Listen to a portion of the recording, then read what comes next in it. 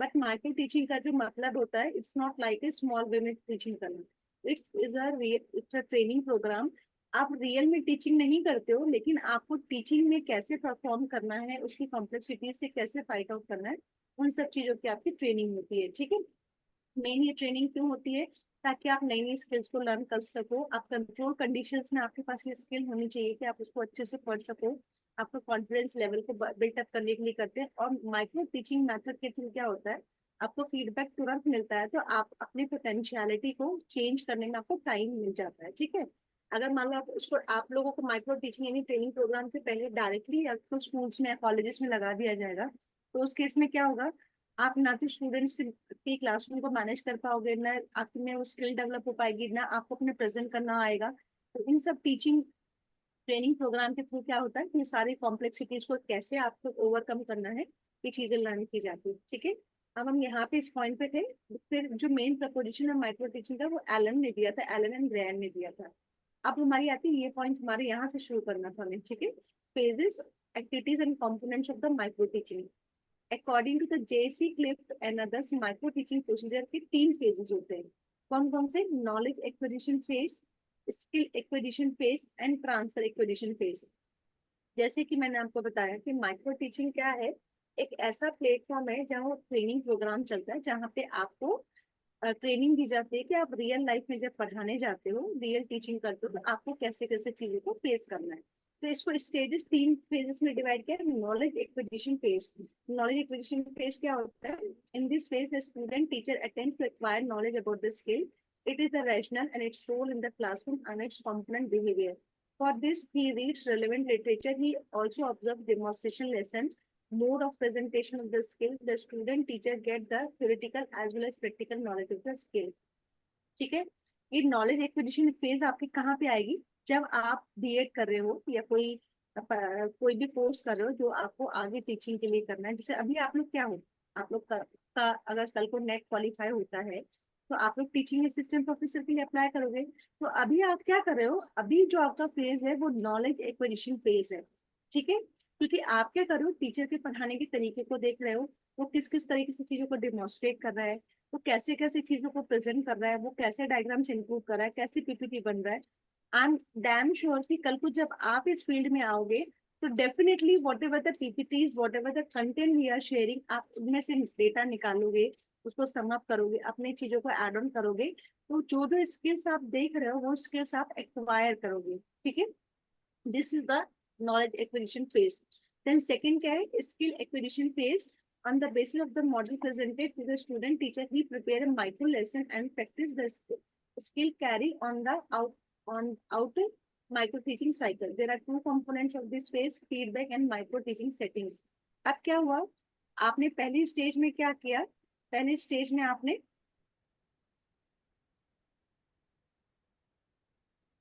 पहली स्टेज में क्या किया? आपने नॉलेज को, स्किल्स को, आपने डेमोन्स्ट्रेशन के सारे तरीके को हासिल कर लिया।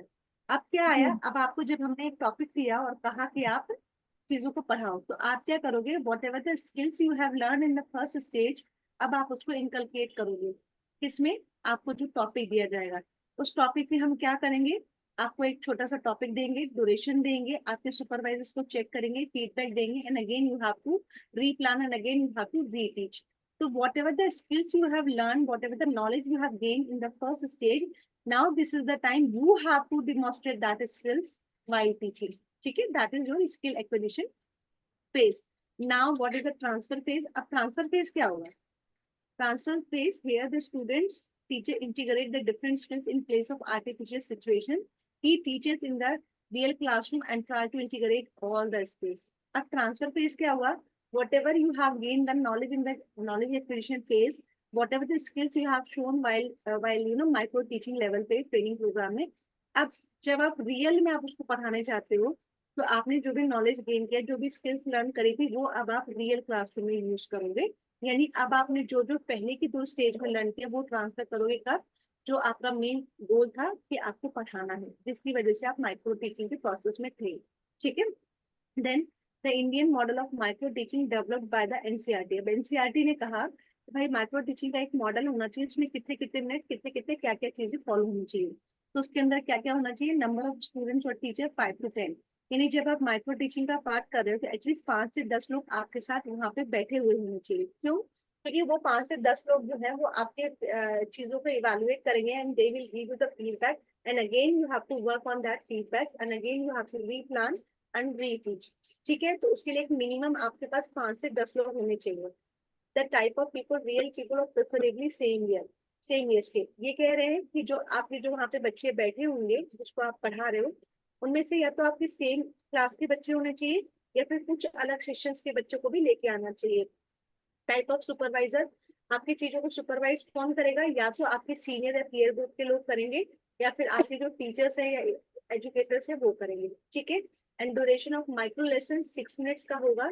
इस तरीके से पूरी माइक्रो टीचिंग की जो साइकिल है वो 36 मिनट्स लगाएगी। अब कौन कौन सी स्टेज आती है हमारी? एक प्लान स्टेज आ गई। ठीक है, प्लान किया, प्लान के बाद आपने क्या किया? टीच किया। ठीक है, टीच के बाद आपने क्या किया? प्लान किया। पहले आपको लेसन प्लान बनाया आपने। ठीक है, टीच किया, फिर उसके बाद आपको फीडबैक मिला, फिर आपने रीप्लान किया और फिर आपने रीटीच किया। 6 स्टेजेस हो गई, 1 2 3 4 5। और एक कौन सी स्टेज है? एक आपकी ये वाली स्टेज है, ये वाली। देखिए, प्लान, टीच, फीडबैक, रीप्लान, रीटीच, 6 हो गई। ठीक है, तो एनसीईआरटी कहते है कि इन सब को कंप्लीट करने के लिए आपको हर एक साइकिल के हर एक फेज को 6 मिनट लगाना है। तो इस तरीके से आपको माइक्रो टीचिंग की जो साइकिल है वो 36 मिनट्स की होनी चाहिए। ठीक है, समझ आया? प्लान करने में, लेसन प्लान बनाने में आपको 6 मिनट्स बने, 6 मिनट्स में आपने उसको टीच किया, 6 मिनट्स और हो गए। फिर टीच करने के बाद आपको फीडबैक मिला, आपको 6 मिनट हो गए। फीडबैक के बाद फिर से आपने प्लान बनाया, फिर 6 मिनट हो गए। फिर आपने रीटीच किया, फिर आपको आपको ये हो गए 6 मिनट। और फिर आपको फीडबैक मिला, ये आपकी 6 मिनट हो गए। ठीक है, तो 6 6 36 यानी 6 स्टेजेस हैं आपकी माइक्रो टीचिंग साइकिल में। तो हर एक स्टेज जो है वो 6 6 मिनट्स लेगी ही लेगी। तो पूरी साइकिल आपकी कन्वर्ट कंप्लीट होगी कितने में? 36 मिनट्स में। ठीक है, समझ आया Nivedita? Yes Shivani? Ma'am. Ma'am last वाला रीफीडबैक होगा? हाँ, री फीडबैक होगा ना, रीटीच करोगे तो री यस। फीडबैक होगा ना कि अब आपने इस बार पहले से चीजों को ठीक किया। ठीक है, गुड मॉर्निंग रेमन, गुड मॉर्निंग मैम। क्या हाल है? ठीक है मैम, आप बताओ। बस बढ़िया है। वीडियो ऑन कर लो यार, मुझे बड़ा अच्छा लगता है। एक तो आप लोग क्लास में छुट्टी कर लेते हो और जब आ जाओ वीडियो नहीं ऑन कर लो। नहीं मैम, करूंगी अभी। अच्छा, अब अभी पर्दे जस्ट वर्दे लगाए हुए हैं। अच्छा, चलो हाँ। कर लेना यार, मुझे अच्छा लगता है आप लोगों की शक्ल देख देख के पढ़ाने में। ठीक हाँ है, जी। चलो, मेरिट्स ऑफ माइक्रो टीचिंग। अब इसके बेनिफिट्स क्या क्या होंगे? आप लोग बताओ क्या बेनिफिट्स होंगे? आप लोग ने समझ लिया कि माइक्रो टीचिंग क्या होती है? It's a training programme and it lessens the complexities of the real teaching platforms, right? So what will be the merits of the micro teaching? अगर हम माइक्रो टीचिंग ना दें बीएड के बच्चों को या किसी को भी जो टीचिंग प्रोफाइल में जाने वाले हैं, तो क्या होगा? मैम क्या एक होगा? अच्छे की पढ़ाई को मतलब हम कह सकते हैं कि बढ़ावा मिलेगा, मतलब एक हम्म, सही वे मैम। हाँ, ठीक है। हर और क्या बच्चे हो? से कैसे डील करना है। हाँ, आप क्लास को मैनेजमेंट करना आ जाएगा आपको, आप स्किल एनहांस कर सकते हो, आपकी नर्वसनेस खत्म हो कैसे, जाएगी। हाँ, ठीक है। कैसे चीजें ट्रांसफर करनी है बच्चों हम्म, तक। और क्या मेरिट से आपको तुरंत फीडबैक मिलता है, आप तुरंत उसमें इम्प्रूवमेंट कर लेते हो। ठीक है, और आपको ऐसा नहीं होता कि एक बार फीडबैक मिला तो आपको दोबारा मौका नहीं मिलता, आपको दोबारा भी मौका मिलता है उसको पढ़ाने का। और धीरे धीरे क्या करते हैं कि आप एक फर्स्ट टाइम जब आपने पढ़ाया तो आपको किसी चीज की नर्वसनेस हुई, लेकिन जब आपको फीडबैक मिला तो फिर आपने उसमें इम्प्रूवमेंट किया, तो धीरे धीरे क्या हुआ कि आपकी जो वो प्रॉब्लम्स थी, कॉम्प्लेक्सिटीज थी, वो स्केलिंग डाउन होना शुरू हो गई, मतलब धीरे धीरे कम होना शुरू हो गई। ठीक है, तो superior performance of the student teacher on micro teaching system, training हो जाती है इन रियल टीचिंग के फॉर्म में। Increase control of the practice, आपको पता चल जाता है कैसे कैसे चीजों को करना है। Accomplishment of the specific skills, कि आपको पता होता है कि आपने अब देखो, सपोज करो कि आप अगर रियल टीचिंग ना दी जाए, ये ट्रेनिंग प्रोग्राम ना दिया जाए, आप में किस पर्टिकुलर चीज की स्किल है, वो क्या होता है जब आप माइक्रो टीचिंग में ट्रेनिंग प्रोग्राम में अटेंड करते हो तो आपको फीडबैक दिया जाता है, आपके सुपरवाइजर्स और आपके टीचर्स और इवेल्युएटर आपको फीडबैक देते हैं कि आप किस स्किल में परफेक्ट हो। ठीक है, हर एक इंसान का अपना एक परफेक्शन लेवल होता है। आप सब यहाँ पे सेम सब्जेक्ट पढ़ रहे हो, ठीक है, बट सबका इस टॉपिक को एक्सप्रेशन करने का और एक्सप्रेस करने का और समझाने का तरीका सब कुछ डिफरेंट होगा। ठीक है, हो सकता है माइक्रो टीचिंग निवेदिता बहुत अच्छे समझाए, तो हो सकता है आपका स्वयं और स्वयं प्रभा वाला जो कॉन्सेप्ट है वो आपका शिवानी अच्छा समझाए, और हो सकता है कि आगे का जो लेक्चर मेथड का जो है वो रेमन अच्छा समझाए। तो वो क्या है, वो आपकी एक पर्टिकुलर स्किल है। ठीक है, तो आपको पता चल जाता है कि आपकी स्पेसिफिक स्किल्स क्या है। कई लोग कैलकुलेशन में बहुत अच्छे होते हैं, तो कई लोग डिमॉन्स्ट्रेशन में बहुत अच्छे होते हैं। कई लोग प्रवक्ता बहुत अच्छे हैं, तो कई लोग रीडर बहुत अच्छे होते हैं। कई लोग कंटेंट राइटर बहुत अच्छे होते हैं, कई लोग एक्सप्रेशन करने बहुत अच्छे होते हैं। ठीक है, तो वो स्पेसिफिक स्किल आपको पता चल जाती है। देन आपको immediate feedback available होता है, you can work on that, helpful in solving some of the problem involved in teaching।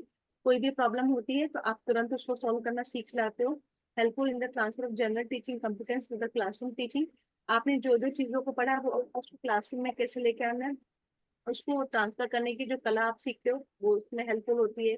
Helpful in building up the confidence of the people teacher step by step. ठीक है, availability of the feedback from different stage, जैसे जैसे आप stage cross करते रहते हो वैसे वैसे आपको फीडबैक मिलता रहता है। तो micro lesson preparing the way for the macro lesson. Micro lesson यानी छोटे छोटे टॉपिक पे आप जो टॉपिक पे जो आप ये बनाते हो अपना डेटा, मतलब उस टॉपिक को डेटा बनाओगे, या फिर ये कहो कि आप उस टॉपिक को बोलने के लिए जो भी पॉइंट्स बनाओगे, लेसन प्लान बनाओगे, माइक्रो लेसन से फिर आप क्या करते हो, आपकी क्षमता जो होती है बढ़ जाती है मैक्रो लेसन पे। जैसे मैंने कल आपको एग्जाम्पल दिया था कि आपको ओजोन पे माइक्रो यानी लेसन प्लान बनाना है फॉर 2 मिनट्स। आपने 2 मिनट्स का बनाया, बट वहीं अगर आपको ये कह दिया जाए कि now you are well prepare for the micro lesson, now you have to make the macro lesson for the same topic. तो macro lesson means you have to at least speak the point or the important facts about that particular topic at least for the 45 minutes। क्योंकि एक normal जो आपका एक time period होता है exam colleges में 40 minutes का तो सेशन होता ही होता है। ठीक है, तो वो क्या करता है, माइक्रो टीचिंग से आपका जो टाइम टेन्योर है मैक्रो लेसन के लिए प्रिपेयर कर देता है। Teaching under stimulated conditions. Stimulated मतलब आपके लिए एक ऐसा सिमुलेशन, एक ग्राउंड क्रिएट किया जाता है। ठीक है, कि आपको लगे कि आप रियल टीचिंग हो, लेकिन it's not a real teaching. The best part is that with your feedback, with your demerits, you are learning and again you are improving on that। Then provision of many opportunities for the teacher trainings to observe the derived pattern of behavior, कि आपको कैसा behaviour रखना है, आपको कैसे facial expression रखने हैं, आपका हैंड मूवमेंट कैसे करना है। ठीक है, then listing the complexities of the normal classroom teaching by scaling down teaching. तो मैंने आपको बताया कि कॉम्प्लेक्सिटीज रिड्यूस कर लेता है, तो धीरे धीरे क्या होता है कि आप में क्षमता आ जाती है अच्छे से पढ़ाने की। Facilitating the combination of a number of teaching device. Suppose करो कि आपको एक लेसन प्लान बनाने के लिए दिया, नॉर्मल आपने कॉपी में बना दिया, लेकिन आप ये देखो we are also human being. कई बार कई चीजें हमें याद तो रहती है बेसिक कॉन्सेप्ट, लेकिन भी अगर हमें आज पे टीचिंग के प्लेटफॉर्म पे आए तो हमें क्या करना है कि आपको एक एक पॉइंट एलोबोरेट करके समझाना है। ठीक है, लेकिन आप उस एलोबोरेट पॉइंट को कई बार उसमें से कुछ पॉइंट छूट जाते हैं, तो उसके लिए क्या करना होता है, आप या तो पीपीटीज बनाते हो और you are checking the content in mobile, क्योंकि आजकल मोबाइल का सिस्टम भी हो गया, और टैब में ले लिया, या फिर आप पेपर लेके आते हो। आप देखते हो बड़े बड़े लोग जब अपना लेक्चर देने जाते हैं तो उनके हाथ में कुछ ना कुछ पेपर होता है। Why? Because they don't want to leave the important facts. We are, हम जिस चीज के लिए प्रिपेयर करते हैं वो हमें याद रहता है, but we are also human being, कुछ इंपॉर्टेंट फैक्ट छूट जाते हैं। तो वो क्या होता है कि आप उन चीजों को कैसे करना है वो भी सीखते हो माइक्रो टीचिंग के प्लेटफॉर्म से। ठीक है, देन लिमिटेशंस क्या क्या हो जाएंगी, लिमिटेशंस क्या क्या हो जाएंगी। एक तो माइक्रो टीचिंग में क्या होता है, आपका टाइम बड़ा कम होता है। उस टाइम को कम होने की वजह से क्या होता है, आप कंटेंट नहीं कर पाते पूरा। ठीक है, कोई आपका फेवरेट टॉपिक और उसको कह रहे 4 मिनट के लिए बोलो, आपके पास कंटेंट बहुत है, तो वहां पे कंटेंट ओरिएंटेशन छूट जाता है। Broad based pattern of behaviour are not paid their due attention, क्योंकि हमको 5 और 7 मिनट में चीजें कंप्लीट करनी है, तो हम बहुत ज्यादा चीजों को उसमें इंक्लूड नहीं कर सकते। देखो हर एक चीज के आपके मेरिट्स और डीमेरिट्स हैं। दिस लिमिटेशन ये है कि भाई हमें लिमिटेशन निकालने हैं, तो हम कुछ भी निकालेंगे, निकालना ही पड़ेगा, नहीं तो डीमेरिट्स कैसे कराएंगे। Then scope of developing micro teaching skill is limited, क्यों? क्योंकि वो टाइम पीरियड बहुत कम होता है। आपको एक ही टॉपिक दिया जाता है और आपका टॉपिक खत्म हो जाता है। Micro teaching does not take into consideration the overall environment of teaching. सारी चीजों को नहीं देखता। वो क्या करता है, आपकी क्लास में 10 से 15 लोग हैं, अब मान लो आप रियल टीचिंग में जा रहे हो, आपको कितने बच्चे मिलेंगे, 50 मिलेंगे, 100 मिलेंगे, तो 50 100 को कैसे हैंडल करना और 10 को हैंडल करने से लॉट ऑफ डिफरेंस। वही micro teaching important role play करता है आपके क्लासरूम टीचिंग में जाने से पहले के लिए। लेकिन वहीं अगर हम उसको लिमिटेशन के फॉर्म में देखेंगे तो ये ओवरऑल एनवायरनमेंट को इंक्लूड नहीं करता। ठीक है। देन माइक्रो टीचिंग क्या है, इसमें ड्यूरेशन कितनी बताई थी, 5 से 10 मिनट। लेकिन जो ट्रेडिशनल टीचिंग का मतलब जो आपका वो हो गई मेन टीचिंग हो गई, इसमें 40 से 50 मिनट का आप एक का लेक्चर मिलता ही रहता है। ठीक है। इसमें इमीडिएट फीडबैक है बेटा, इसमें ये ना नो हटेगी, नो मैंने टाइप हो गई है, there is no immediate feedback. आपने पढ़ाया और आपको तुरंत फीडबैक मिलेगा, आपको बच्चे फीडबैक देंगे, कोई नहीं देगा। लेकिन यहाँ पे आपके पीयर ग्रुप के लोग बैठे हैं, आपके खुद टीचर बैठे हैं, इवैल्यूएटर बैठे हैं, तो आपको फीडबैक देंगे। ठीक है। Teaching is carried on under control situation. Control situation कैसे, 5 से 10 बच्चे हैं, एक ही इवैल्यूएटर है, 5 मिनट का टाइम दे, छोटा सा टॉपिक दिया है, पढ़ाओ, फीडबैक लो, फिर से रीप्लान करो और फिर से पढ़ाओ। लेकिन यहाँ पे क्या है, 40-50 मिनट सोचो आपको कितना बोलना है। आप ये तो नहीं करोगे 5 मिनट बोला और फिर 10 मिनट रेस्ट कर दिए, 5 मिनट बोला फिर 10 मिनट रेस्ट की, नहीं। आपको 40 मिनट्स का तो एटलीस्ट लेक्चर देना ही देना है। 10 minutes you have to keep for the question answers. तो सोचो यहाँ पे कितनी, और इस 40 मिनट्स में 50 लोगों की क्लास है, 60 लोगों की क्लास है, कैसे मैनेज करना है।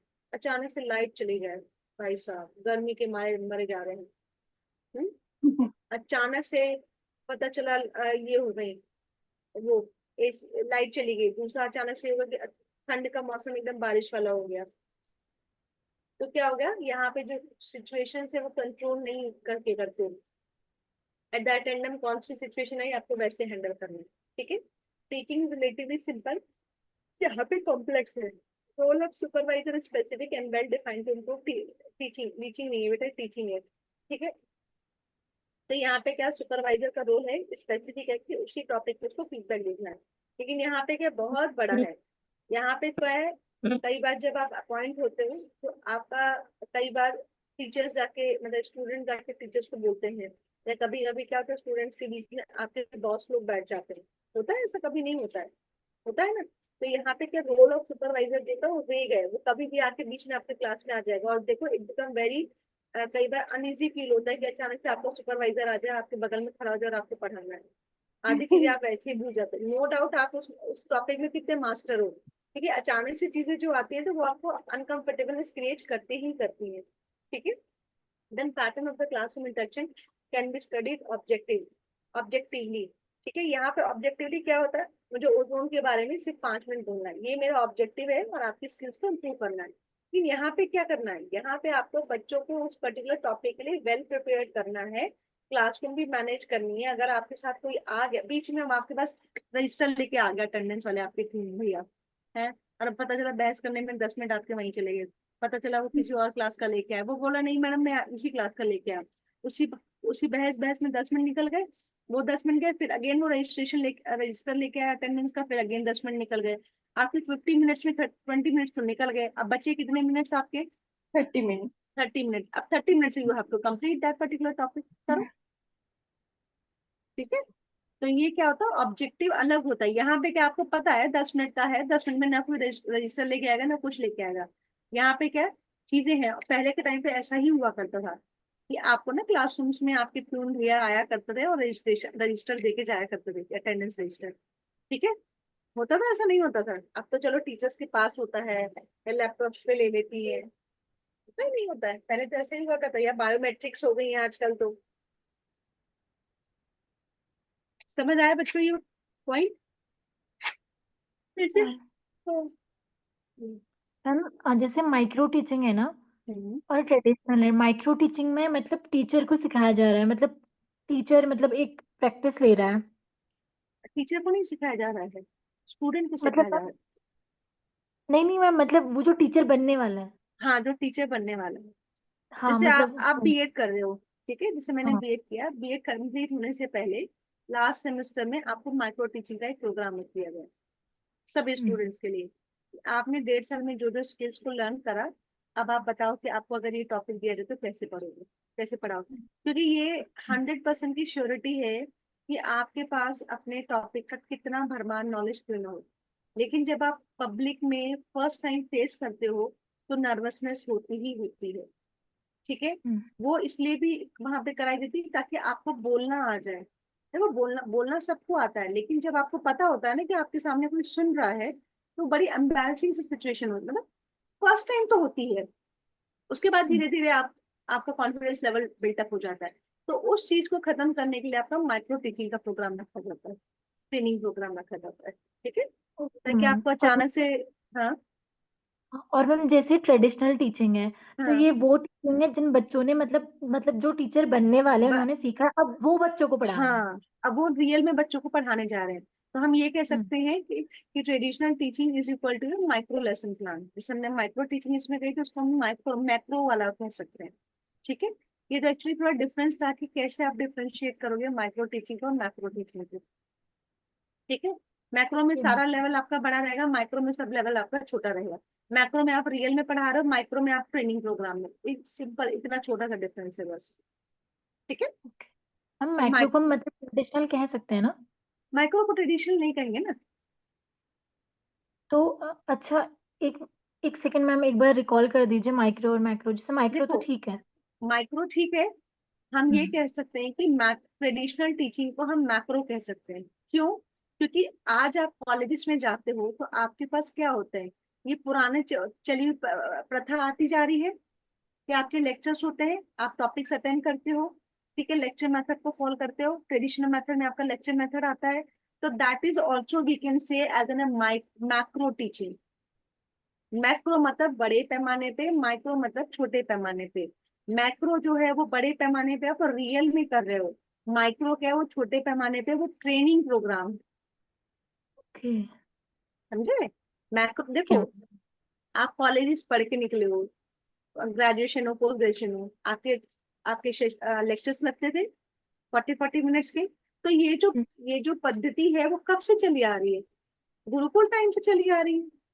तो इसीलिए हम इसको ट्रेडिशनल भी कह सकते हैं, लेकिन अगर हम इसको माइक्रो के टर्म से डिफरेंशिएट करना चाहें तो we can say that a macro teaching versus. Macro अपने आप में बड़ा लेवल हो गया, माइक्रो अपने आप में एक छोटा लेवल हो गया। But macro is a real platform and micro is a training programme. Okay ma'am. ठीक है, yes ma'am. then micro teaching is a technique of imparting training to would be teacher। देखो ये लाइन,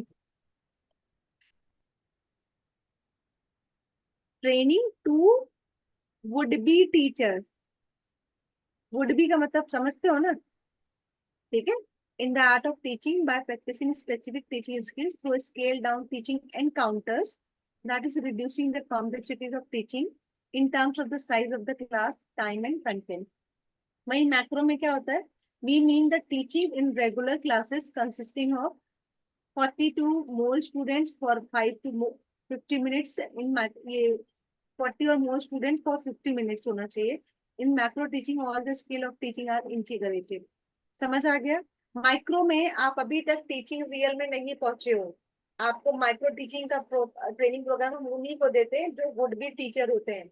लेकिन जो macro teaching वाला था, जो teacher हो चुके हैं उनके लिए है। ठीक है,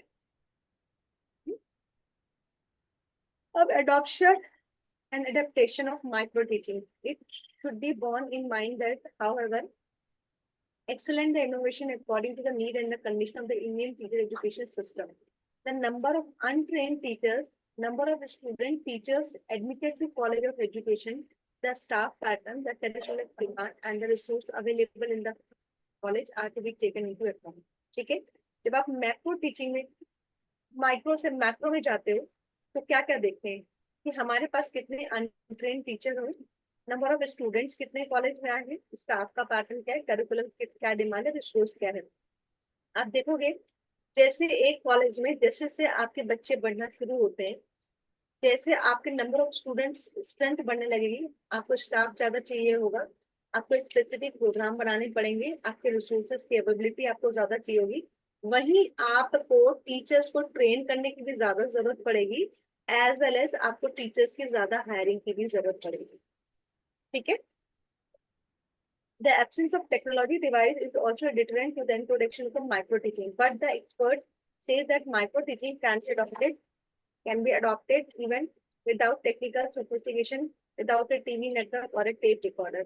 पहले क्या होता था? पहले क्या होता था? आपका चॉक एंड टॉक सिस्टम होता था। किसी को डिजिटलाइजेशन, किसी को डिजिटल बोर्ड ऑपरेट करने की जरूरत नहीं थी। आज इसको ऑपरेट करने का अपना ही एक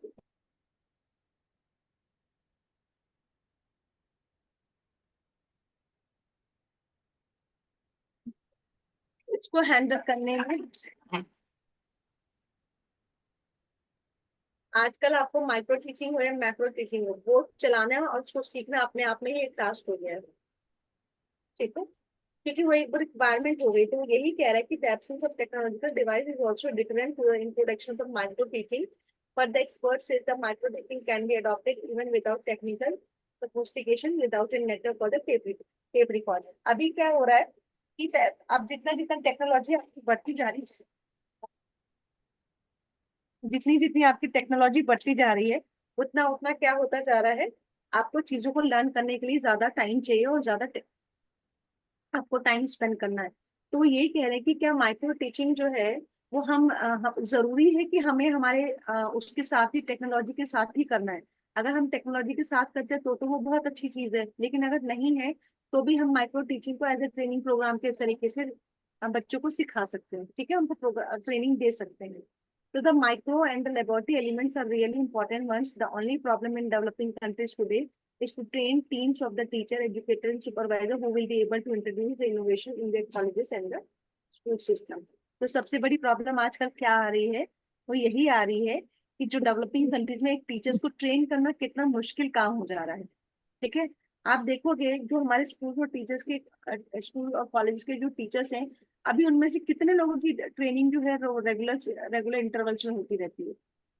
अब तो फिर भी थोड़ा बहुत हो गया है, लेकिन आप देखोगे टीचर्स को अभी भी कई चीजें नहीं आती हैं। आप सरकारी स्कूल्स में देखो, टीचर्स को डिजिटल बोर्ड चलाना आता है? नहीं आता है। कई बार तो ऐसा होता है उनको बात करने के तरीके भी नहीं आते हैं। हैं? क्योंकि वहां पे क्या है कि जो ट्रेनिंग स्किल्स होती है एक अलग चीज होती है। आपको टाइम टाइम से टीचर्स को उनके स्किल्स को एनहांस करने के लिए ट्रेन भी करना पड़ेगा। ठीक है, तो ये हमारा माइक्रो टीचिंग का कॉन्सेप्ट था। इसका बेसिक यही था, इट्स ट्रेनिंग प्रोग्राम है।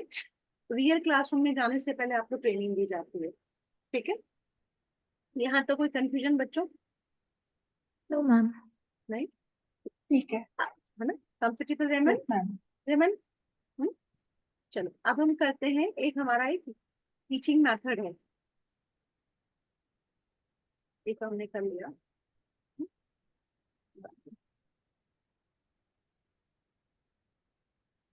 टीचिंग सपोर्ट सिस्टम ये कर लिए, ये कर लिया था ना हमने कल? नहीं कर। देखो, एक टीचिंग सपोर्ट सिस्टम है जिसमें हमारे अलग अलग टॉपिक्स आ जाते हैं। टीचिंग सपोर्ट सिस्टम, एक आपका जो फैक्टर्स अफेक्टिंग टीचिंग था ना, इंस्ट्रक्शनल, ये करा है हमने कल? नहीं करा है? मैम नहीं। नहीं करा नहीं, हाँ।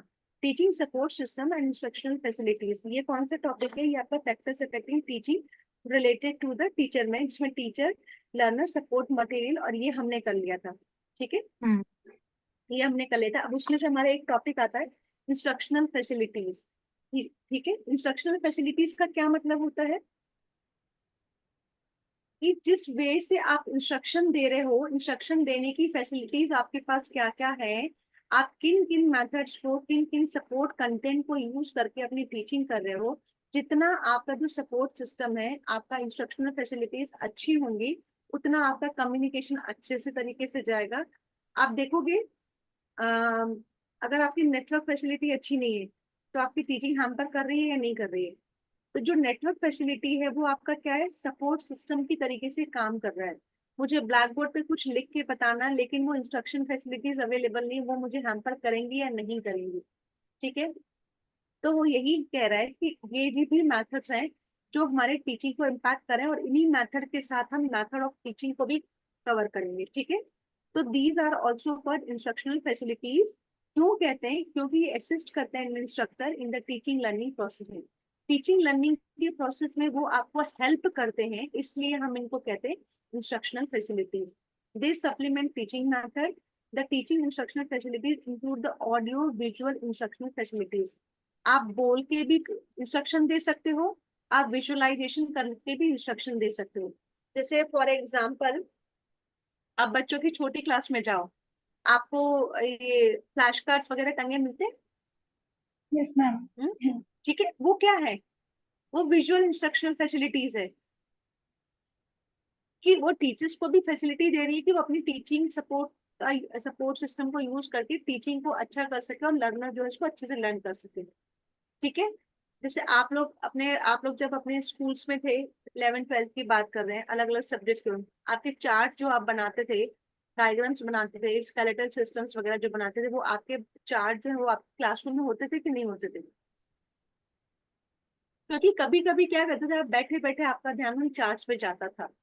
ठीक है, आज आप पढ़ाई करते हो, कुछ इंपॉर्टेंट चीज आप अपनी अलमारी में लगा देते हो.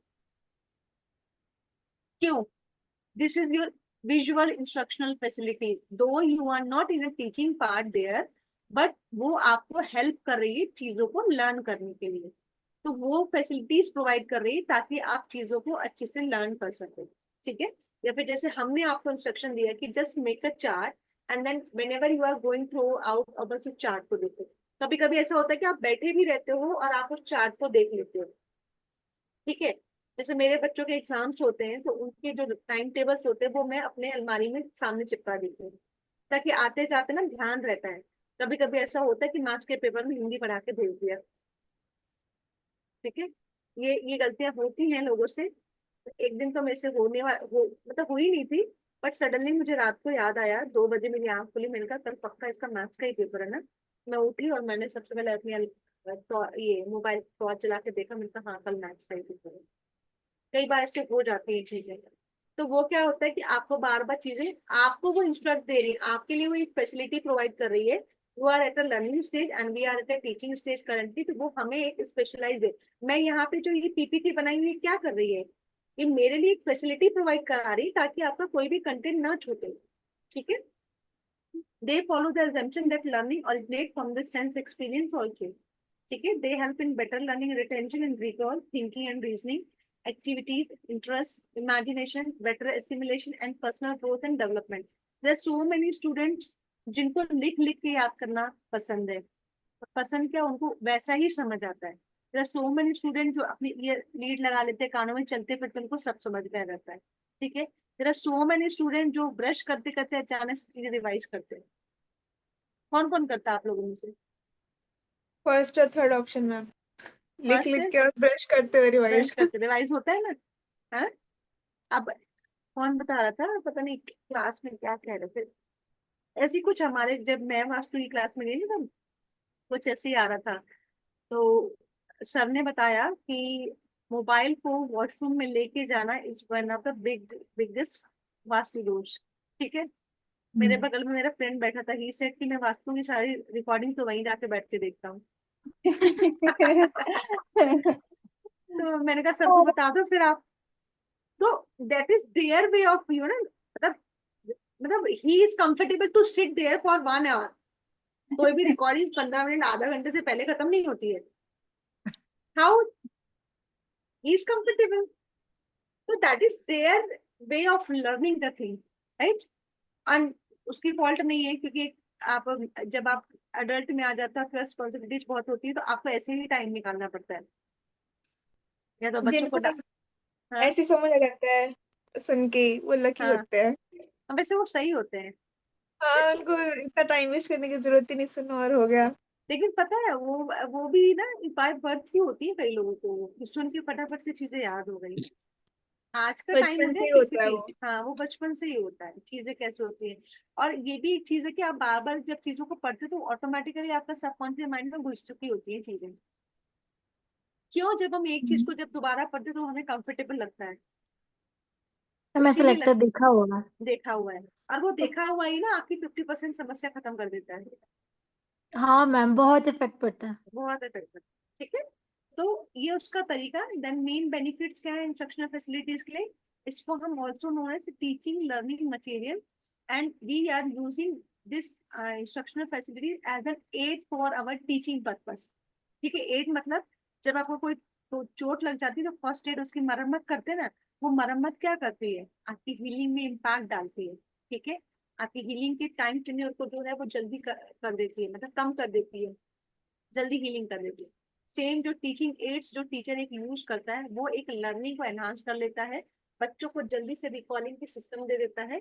और जैसे एक एग्जांपल है छोटा सा, कल छोटे वाले बेटे के स्कूल में ओ की मात्रा के कुछ शब्द सिखाए। ठीक है, मैंने कहा चलो आप इसको 5 and he is a very good in his learning. मैं उसको सिर्फ इतना बोलती हूँ, जस्ट आप 5 टाइम्स रिपीट करो, तो वो पूरा प्रॉपर 5 टाइम्स रिपीट करता है। देन आई आस्क, हालांकि मैं वो इसलिए कर रही थी, डेली का काम डेली होते रहना चाहिए। तो बोतल बोतल वर्ड आता है ना, तो उसको याद नहीं आ रहा था। तो आई जस्ट गिव एग्जांपल, आप पानी किसमें पीते हो? हाँ मम्मा, बोतल। ठीक है, तो this is aid I have used to recall his word. ठीक है, तो ये एड हम क्यों यूज करते हैं, ताकि आपको रिकॉलिंग के लिए इजी हो जाए। देन इसके क्या क्या और बेनिफिट्स हैं, they are use to make the teaching learning process effective. ठीक है, सारा गेम तो इसी के लिए है। They also help learners achieve the learning outcomes after the classroom teaching and learning. अब ये पीपीटी जब मैं आपको प्रोवाइड करा दूंगी, तो आप लोगों का टीचिंग यूनिट कंप्लीट होने के बाद till before the exam also, after the exam also, it will help you to recalling the things.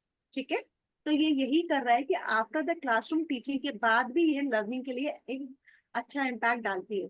And some of the reasons to use teaching instructional facilities in classroom are of various types. कौन कौन सा? Learners को motivate करने के लिए, based on the maxims of teaching. Maximum of teaching क्या होता है? मैक्सिम्स ऑफ टीचिंग क्या होता है? मैंने पढ़ाया है।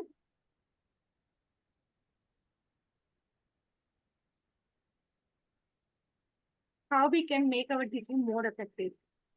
मैक्सिम्स ऑफ टीचिंग पढ़ी थी ना, from seen to unseen, from concrete to abstract, from logic to Unknown, known unknown, to from known unknown. to unknown, training of the senses, encouragement of the self study, ये सब पढ़िए ना। तो ये Yes, क्या है, ma'am. हमारी जो टीचिंग प्रैक्टिस है हम करते हैं मैक्सिम से, हम ज्यादा से ज्यादा उसको इफेक्टिव कराने की कोशिश करते हैं। Then better retention of the information. Teaching instructional facilities facilitate change in the attitude. आप फैसिलिटीज से के थ्रू क्या करते हो, टीचिंग को आप उनकी हेल्प करते हो अपने एटीट्यूड को चेंज करने के लिए। Better organisation of the classroom teaching to facilitate holistic learning, promotion of scientific temper, practical application, making learning fun and formation. ठीक है, ये इंस्ट्रक्शनल फैसिलिटीज इन सब चीजों के लिए हमें यूज करनी पड़ती है। देन अब हमारे आते हैं कुछ मेथड्स ऑफ टीचिंग। अगर आप लोग न्यू बुक का पेज नंबर ये खोलोगे,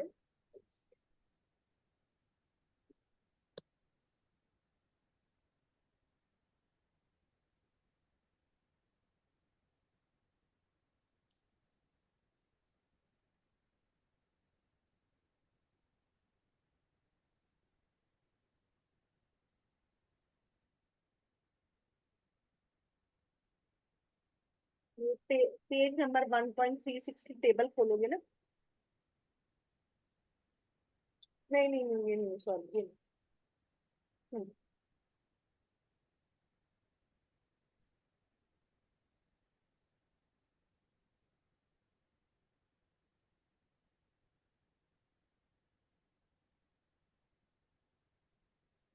method of teaching page number 1.19।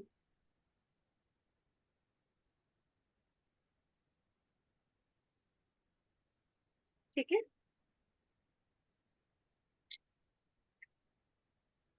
Method of teaching हम करेंगे इसमें। ठीक है, साथ साथ हम अब हमने तो इंस्ट्रक्शनल फैसिलिटीज हमने करी। ठीक है, अब हम क्या कर रहे हैं कि कौन कौन से मेथड हम यूज करेंगे according to the number of the student in the class, right. तो इसमें हमने मेथड ऑफ जो टीचिंग है उसको एक large group method, mix group, small group method और इंडिविजुअलाइज मेथड में डिवाइड कर दिया है। अब आप देखोगे बुक में लिखा है कि जो लार्ज ग्रुप मेथड है, it is also known as teacher centre strategy. ठीक है, इसको हम टीचर सेंटर स्ट्रैटेजी भी बोलेंगे और इसको हम ट्रेडिशनल एजुकेशन सिस्टम भी बोलेंगे, ट्रेडिशनल मेथड भी बोलेंगे। ठीक है, देन जो स्मॉल ग्रुप है वो आपकी मिक्स स्ट्रैटेजी है। इसको हम मिक्स स्ट्रैटेजी बोलेंगे। इसमें टीचर सेंटर भी आ जाएगा और लर्नर सेंटर भी आ जाएगा, ठीक है। और जो इंडिविजुअलाइज मेथड है which is also known as learner centre strategy, ठीक है, जिसको हम ये कह सकते हैं कि ये हमारा मॉडर्न मेथड। और जो मिक्स स्ट्रैटेजी मेथड है we can say that is an offline method also, जो कि अभी हम नेक्स्ट टॉपिक आएगा ऑनलाइन एंड ऑफलाइन,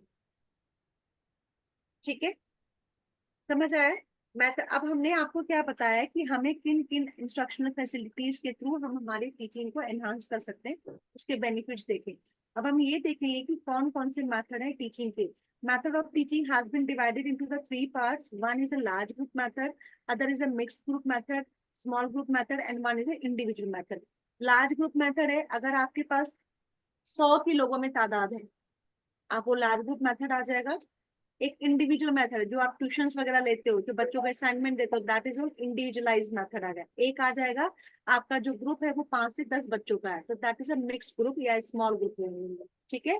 जो लार्ज मेथड होता है यानी जो लार्ज ग्रुप को हैंडल करते हैं उसको हम ट्रेडिशनल मेथड भी कहते हैं।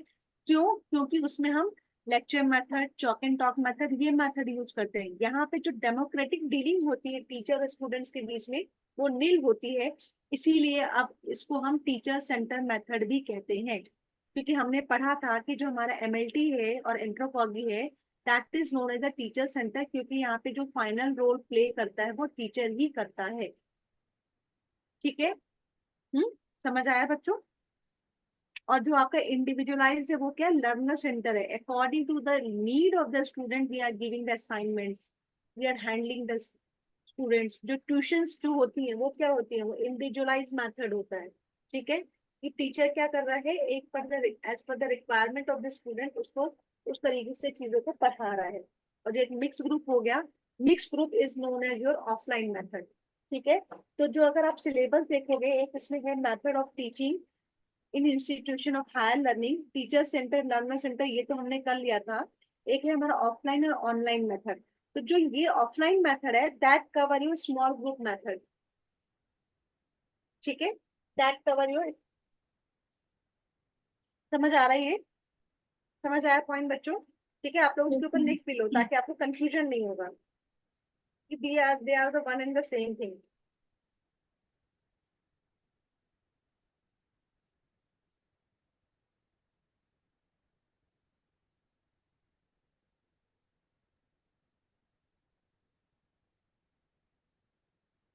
ठीक है,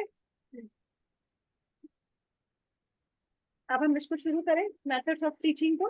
मेथड ऑफ टीचिंग को हमने कितने में डिवाइड किया, बताना मुझे जरा बच्चों, बताओ। मेथड ऑफ टीचिंग को कितने में डिवाइड किया, कैसे 3 पढ़ेंगे में। हम? 3 में डिवाइड किया, कैसे कैसे है, इसका क्या बेस बताया मैंने आपको? और टीचर सेंटर स्ट्रेटेजी एक हम्म मिक्स एक है मिक्सर है मिक्स स्ट्रेटेजी, हम्म, और एक है लर्नर स्ट्रेटेजी जो हाँ स्टूडेंट्स लर्नर, सेंट्रिक। ठीक है। जो टीचर सेंटर है उसको हम ट्रेडिशनल मेथड भी कहते हैं, उसको हम लार्ज ग्रुप मेथड भी कहेंगे, ठीक है। जो आपका मिक्स स्ट्रेटजी है उसको हम स्मॉल ग्रुप मेथड भी कह सकते हैं और ऑफलाइन मेथड भी कह सकते हैं, ठीक है। वहीं जो आपका इंडिविजुअल इंडिविजुअल मेथड है इसको हम लर्नर सेंटर भी कह देंगे, और उसी को हम और क्या कह देंगे, उसको और क्या कह देंगे, मॉडर्न मेथड ऑल्सो, मॉडर्न। ठीक है। समझ आ गया, ये क्लैरिफिकेशन है, ठीक है। देन हाँ ना बोलो बच्चों, फिर आगे बढ़े। Yes yes ma'am. Ma'am ma'am. एक चीज़, हाँ जैसे बता। हम ऑफलाइन और ऑनलाइन की बात करते हैं, हाँ तो मिक्स स्ट्रेटेजी में तो ठीक है कि हम ऑफलाइन कर रहे हैं स्मॉल हाँ ग्रुप्स हमारे 5 to हाँ। 10 की। पर जो मैम ये दो और मेथड्स है ना, तो इसमें ऑफलाइन ऑनलाइन का क्या रहेगा, ये दोनों से होंगे? नहीं देखो, ये वैसे तो ना दोनों में चीजें होती हैं आजकल। देखो मतलब जो एक सेग्रीगेशन समझाने के लिए था ना कि जब हम ऑफलाइन पढ़ेंगे तो we will see the differentiation between the offline and online method. But अगर हम देखो, अगर हमको कोई ग्रुप डिस्कशन करना है तो क्या ग्रुप डिस्कशन हमारा बहुत फ्रूटफुल होगा ऑनलाइन में? हम्म। अगर अगर हम कंपैरिजन करना, बट लेक्चर मेथड आप देखते हो अभी हम क्या कर रहे हैं, अभी हम लेक्चर मेथड के थ्रू ही यूज कर रहे हैं। No doubt we are using the technology in between, but this is your lecture method, right? पर इसी को हम क्या कर रहे हैं, अगर मुझे आपके साथ एक बहस छिड़वानी है तो मुझे ऑफलाइन जो इम्पैक्ट डालेगा वो ऑनलाइन उतना नहीं डालेगा, क्योंकि ऑनलाइन में आप क्या बोल रहे हैं, आपकी आवाज यहाँ तक आती है तो देखो जो मैं बोलती हूँ उसके 1 सेकंड के बाद ही आपको सुनाई देता है। मैं तो यहाँ से जो बोल रही हूँ ये रिफ्लेक्शन होता है कि नहीं होता है? तो इट हाँ। Can not be very futile thing there, वो फ्रूटफुल नहीं होगी। इसीलिए हमने कहा है कि ऑफलाइन को हम कन्वर्ट कर सकते हैं, मतलब जो मिक्स वाले हैं, स्मॉल ग्रुप वाले हैं, उसको हम ऑफलाइन कर सकते हैं। क्योंकि अगर हमें लार्ज ग्रुप का, अगर हम अगर दूसरी चीज ये भी देखो कि अगर मैं लार्ज ग्रुप के मेथड को ऑनलाइन में करना चाहूंगी या ऑफलाइन में करना चाहूंगी तो हमें कितने रहेंगे, कितनी स्पेस चाहिए होगी लार्ज मेथड के लिए? तो इसमें देखो ऐसा कहीं लिखा नहीं है कि जो स्मॉल ग्रुप है वो आपको ऑफलाइन कन्वर्जन है, ठीक है। It's just for the basic understanding we can say that the offline method में आपके ये सारे आ जाएंगे। ऑफलाइन मेथड में तो आपका लेक्चर भी आ जाएगा, लेकिन जो आपका टीवी रिप्रेजेंटेशन है और डायलेक्टिक और डायरेक्ट टीचिंग मेथड है वो आपको ऑफलाइन में नहीं आएगा। टीवी प्रेजेंटेशन तो आप टीवी प्रेजेंटेशन के थ्रू ही करोगे ना, लेकिन अभी जैसे आपका ग्रुप डिस्कशन है, सेमिनार है, पैनल डिस्कशन है, ब्रेनस्टॉर्मिंग है, प्रोजेक्ट मेथड है, ट्यूटोरियल है, रोल प्ले है, सिमुलेशन है, डिमॉन्स्ट्रेशन है, इसके लिए तो आपको ऑफलाइन चाहिए ना। मैक्सिमम चीजें ऐसी हैं मैम जो उसके हाँ, ऑफलाइन में प्रैक्टिस ऑफलाइन, हाँ। तो ये कहीं है। लिखा नहीं है कि ये हम्म सिर्फ आपकी बेसिक अंडरस्टैंडिंग को डेवलप करने के लिए, आपको कंफ्यूजन ना हो कि कल को क्या क्वेश्चन घुमा के आता है तो आप चीजों को समझ सको उस लेवल पे, ठीक है। चले आगे चले यस बच्चों। यस तो मैंने कहा था कि जो हमारा लार्ज ग्रुप मेथड है we can say that as a traditional method also, ठीक है। तो जो ट्रेडिशनल मेथड हमको हम किन किन नाम से जानते हैं, back to basic, chalk and talk, conventional education and customary education, ठीक है। जो ट्रेडिशनल मेथड है वो टीचर सेंटर एजुकेशन होता है and it is based on the rote learning and memorisation. जो ट्रेडिशनल मेथड में हम क्या करते थे, रेक्टिफिकेशन हम ज्यादा करते थे, आज क्या है प्रैक्टिकलिटी ज्यादा हो गई है। तो ट्रेडिशनल एजुकेशन सिस्टम मेथड में क्या क्या बता दिया था मैंने आपको, डायरेक्ट इंस्ट्रक्शन और लेक्चर मेथड, सिट वर्क यानी एक जगह बैठ के चीजों को सुनना, student learning through listening and observations, instruction based on A notebook, lecture method learning by writing, task of assignment, ठीक है। इसमें हम कौन कौन से टूल्स को यूज करते हैं, use of tools in traditional education system. इन जो टूल्स को है ना हमने ऑडियो और वीडियो दोनों में डिवाइड किया गया है, ठीक है। अब आप एक पेज नंबर इसमें आ जाओ, पेज नंबर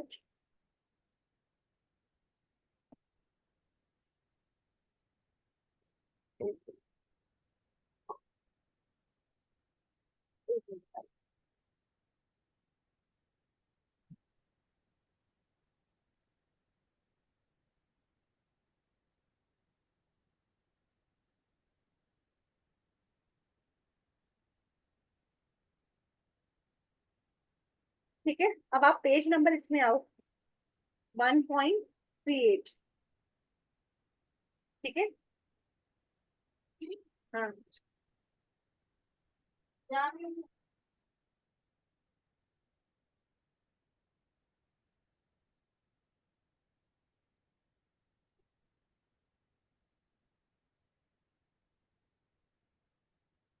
ये समझ में आया बच्चों, ठीक है। जो ठीक है, तो जो मेथड मैंने आपको समझाया वो मेथड अभी हम करेंगे, ठीक है। आगे आपको मेथड का सेग्रीगेशन समझ आ गया। Now you have to go through the page number 1.39 जिसमें आप देखोगे type of instructional facilities according to the project और द शोज, ठीक है। इसमें आप देखोगे एक है आपका प्रोजेक्टेड इंस्ट्रक्शनल फैसिलिटीज और एक है नॉन प्रोजेक्टेड इंस्ट्रक्शनल फैसिलिटीज। तो जो प्रोजेक्टेड मेथड है उसका मतलब क्या हुआ, आपका वीडियो वाला हुआ। और जो मॉडर्नाइजेशन नॉन प्रोजेक्टेड क्या हुआ, बिना प्रोजेक्शन के विजुअल तो दोनों हुए ये लोग, विजुअल दोनों हुए, लेकिन एक विजुअल क्या है आपका बिना प्रोजेक्शन के नहीं चल पाएगा और एक विजुअल जो है वो आपका बिना प्रोजेक्शन के चल पाएगा, ठीक है। तो इस चार्ट को आप ध्यान से देखोगे, इसमें कभी कभी ऐसा आ जाता है कि जो प्रोजेक्टेड इंस्ट्रक्शनल फैसिलिटीज है, ये किसका टॉपिक है, ये हमारा अभी जो हमने teaching education teaching support system पढ़ रहे हैं जिसमें इंस्ट्रक्शनल फैसिलिटीज है, वो इसका मेथड है कि ये हमारे टीचिंग को एनहांस करने के लिए और लर्निंग को एक्टिव बनाने के लिए और एनहांस और रिटेंशन को इम्प्रूव करने के लिए हम ये मेथड्स को यूज करते हैं। ठीक है, एक मेथड होता है आपका ऑडियो और एक मेथड होता है आपका वीडियो। इसको सेग्रीगेशन किया गया है, projected method and non projected. Projected method में क्या हो गया आपका, फिल्म्स हो गया, स्लाइड्स हो गया, ओवरहेड प्रोजेक्टर्स हो गया, ये एपिडोस्कोप हो गया, वीडियो प्रोजेक्टर्स हो गया, फिल्म स्क्रिप्ट्स हो गया। ठीक है, वहीं अगर आप बुक के पेज में देखोगे नॉन प्रोजेक्टेड इंस्ट्रक्शनल फैसिलिटीज, तो आपका जो प्रोजेक्टेड ये है ना इंस्ट्रक्शनल फैसिलिटीज है, सिर्फ ये जो 4 पॉइंट्स है ये आपके प्रोजेक्टेड इंस्ट्रक्शनल फैसिलिटीज में आएंगे। उसके अलावा जो है वो आपके नॉन प्रोजेक्टेड इंस्ट्रक्शनल फैसिलिटीज है। जैसे कभी आपको क्वेश्चन दे दिया जाएगा कि जो फाइनल बोर्ड है it is a type of which type of instructional facilities, projected और नॉन प्रोजेक्टेड। तो हमें समझ में तो आएगा कि जो फाइनल बोर्ड है तो वो प्रोजेक्ट नॉन प्रोजेक्टेड होगा, लेकिन नॉन प्रोजेक्टेड में वो कौन से टाइप में आ रहा है, डिस्प्ले बोर्ड में आ रहा है, ग्राफिक्स में आ रहा है, 3D में आ रहा है, ऑडियो में आ रहा है, या एक्टिविटीज में आ रहा है। ठीक है, जैसे एग्जाम में आ गया आपका कि पेग नहीं, जैसे एग्जाम में आपका आ गया कौन सा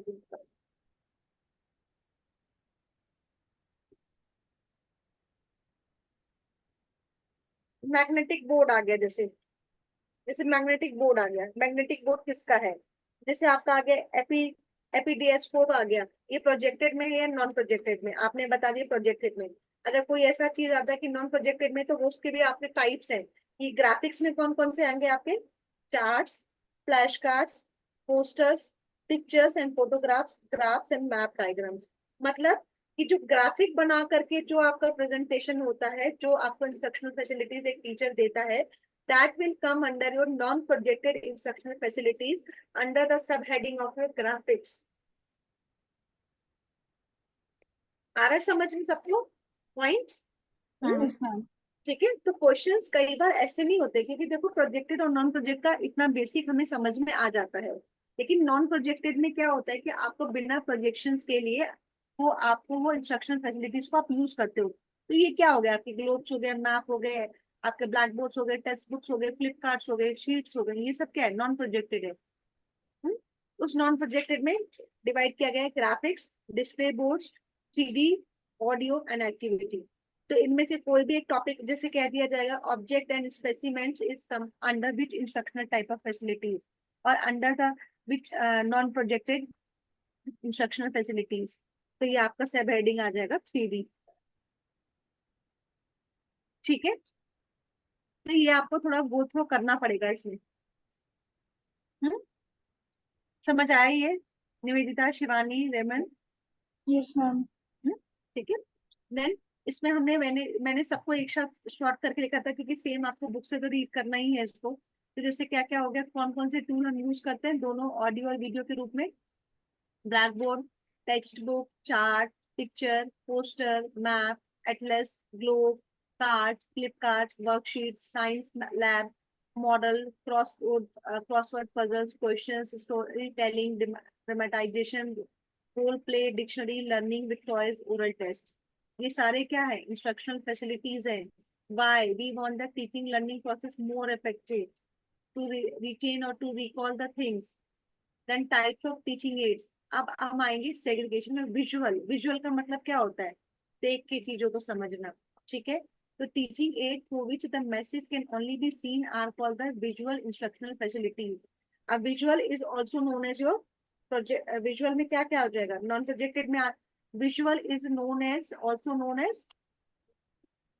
नोन एज, लेकिन आपका जो विजुअल है वो ना तो प्रोजेक्टेड में कवर होता है, वो दोनों में कवर होता है, दोनों में कवर होगा। ठीक है, तो इस कंफ्यूजन में मत पड़ना कि जो विजुअल है वो आपका प्रोजेक्टेड में आता है, क्योंकि हम उसमें देख रहे हैं।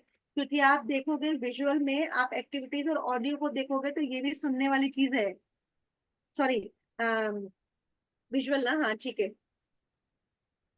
ये मॉडल्स वगैरह देखने वाली चीजें हैं, 3D मॉडल्स। और जो ऑडियो है वो आपका रेडियो भी आपका नॉन प्रोजेक्टेड में आ रहा है।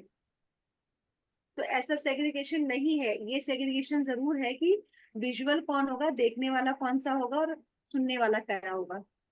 ठीक है, समझ आ रहा है, कोई कंफ्यूजन तो नहीं हो रहा है इसमें? तो मैम ठीक है, यस फिर ma'am teaching follow. Aid through which, अभी हम इसको एक एक बार देखेंगे क्या क्या है। Teaching aid through which the message can only be seen known as the, जिसमें हम सिर्फ देख सकते हैं, वो विजुअल है, and it can be projected and it can be non projected also, right, both. देख सकते हैं ना, प्रोजेक्शन की सारी चीजें देख सकते हैं, लेकिन there are so many charts models prepared with by using the non projected method, वो भी हमारा विजुअल होता है, ठीक है। Then chart, large information with small group, flash card, ये मैं आपको अभी बताती हूँ, ठीक है, मैंने अलग से बताया। Posters, pictures and photographs, map, graph, white board, bulletin board, panel cloth board, panel graph, thick paper, things are in sequence, magnetic board, ठीक है। अब देखो चार्ट सबको पता है, चार्ट क्या होता है, प्रेजेंटेशन करते हो, देख के आप चीजों को करते हो कि किस चीज का चार्ट है, स्केलेटन सिस्टम है, या आपका कौन सा पैनल ये बना हुआ है, कोई लैब का है, या आपका डाइजेस्टिव सिस्टम बना है, ये किसकी कभी पिक्चर बना है, ठीक है। फ्लैश कार्ड क्या होता है, जो छोटे छोटे बनाए जाते हैं, जो दिखते हैं आपको। पोस्टर्स क्या होते हैं, A4 साइज के होते हैं, पोस्टर्स बनाते हैं, पोस्टर फॉर्म में, उसमें भी क्या होते हैं, आप जब भी देखोगे जो क्रिकेट वगैरह खेलने जाते हैं या कभी किसी को रैली वगैरह निकालनी, तो पोस्टर्स बना के हाथ में लेके जाते हैं ना, ठीक है। तो इट्स और वो इसमें ना कुछ ऐसा बहुत ज्यादा वो समझाने की वो नहीं है, ये सब आप बना भी चुके हो, अगर आप कहोगे तो मैं एक एक लाइन को पढ़ के बता भी सकती हूँ, बतानी है एक एक लाइन पढ़ के हो जाएगा, जो जो मुझे लगेगा वो मैं आप लोगों को बता दूंगी, ठीक है। पिक्चर एंड फोटोग्राफ, किस चीज का पिक्चर है, अभी आप क्या देख रहे हो, पिक्चर देख रहे हो, आगे आप आओगे तो किसी चीज का फोटोग्राफ देखोगे, आप रिकॉग्नाइज करोगे कि किससे रिलेटेड है, ठीक है। देन मैप क्या है, इन अलग अलग कंट्रीज के मैप होते हैं जो सिंबॉलिक होते हैं, अपने अपने डिपिक्ट करते हैं, वहां पे वो जोग्राफिकल एरिया भी रिप्रेजेंट करता है, अपने हिस्टोरिकल चीजों को भी रिप्रेजेंट करता है। या जैसे आप अगर दिल्ली का अगर बनाओगे, मान लो दिल्ली का मैप बनाया और इंडस्ट्रियल एरिया को रिप्रेजेंट करना है, तो आप क्या करोगे, सिर्फ उन एरियाज को हाईलाइट करोगे जहाँ पे इंडस्ट्रीज ज्यादा है, ठीक है। ग्राफ्स क्या होता है, अपनी चीजों को एक ग्राफिकल फॉर्म में रिप्रेजेंट करना। आपके डीआई किस फॉर्म में आती है, ग्राफ्स के फॉर्म में आती है नहीं आती है, कई बार वो पिक्टोग्राफ आ जाती है, कई बार पाई चार्ट के फॉर्म में, व्हाट इज पाई चार्ट के फॉर्म में आ जाती है, कई बार लाइन ग्राफ के पॉइंट पे आ जाती है। What is this, the the way of speaking the things और telling the things in a form of a graph, ठीक है। देन व्हाइट बोर्ड, मार्कर के थ्रू चलता है, मल्टीपर्पज के लिए यूज होता है। बुलेटिन बोर्ड क्या होता है, बुलेटिन बोर्ड क्या होता है, जैसे वो कि नोटिस बोर्ड होता है, छोटा छोटा वो न्यूज आता है। हाँ, न्यूज इन्फॉर्मेशन होती है जनरली, हाँ। आप देखोगे ऑफिस के बाहर भी लगा रहता है, या छोटी छोटी प्रिंट से लगा रहता है, या इंस्टीट्यूट में अभी कोई इन्फॉर्मेशन डालनी हो तो वो लगा देते हैं, ऑफिस के बाहर हो गया, या अभी आप कहीं पे गए हो ये देखने, जैसे क्या होते हैं फेयर वगैरह देखने जाते हैं, तो वहां पे भी ऐसे बट लगा दिया जाता है आपको डायरेक्शंस वगैरह देने के लिए। पैनल बोर्ड क्या होता है, पैनल बोर्ड,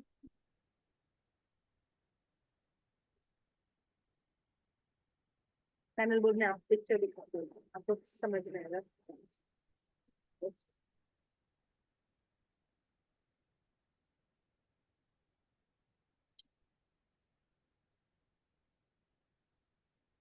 एक मिनट है ना आपको,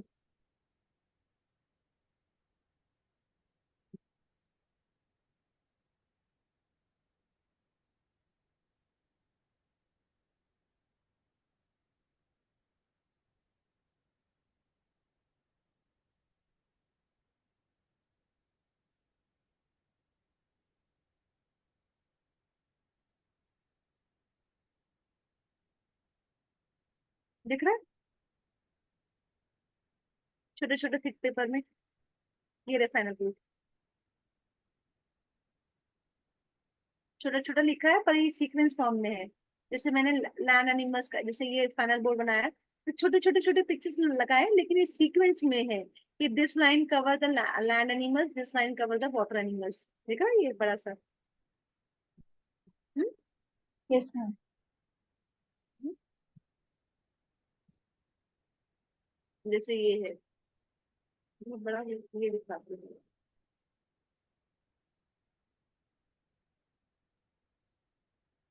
ठीक है। समझ आया पैनल बोर्ड, कि स्मॉल स्मॉल पीसेस लेकर के आपकी चीजें दिखाई बनाई जाती हैं, लेकिन वो क्या होता है आपका सीक्वेंस फॉर्म में होती है। ठीक है।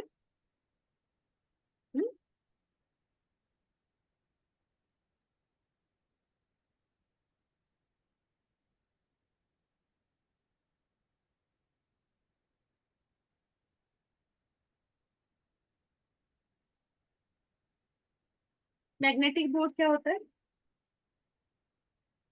मैग्नेटिक बोर्ड क्या होता है? क्या होता है? ये भी दिखाऊं? Yes, ma'am. बता दो। ये देखो। ठीक है।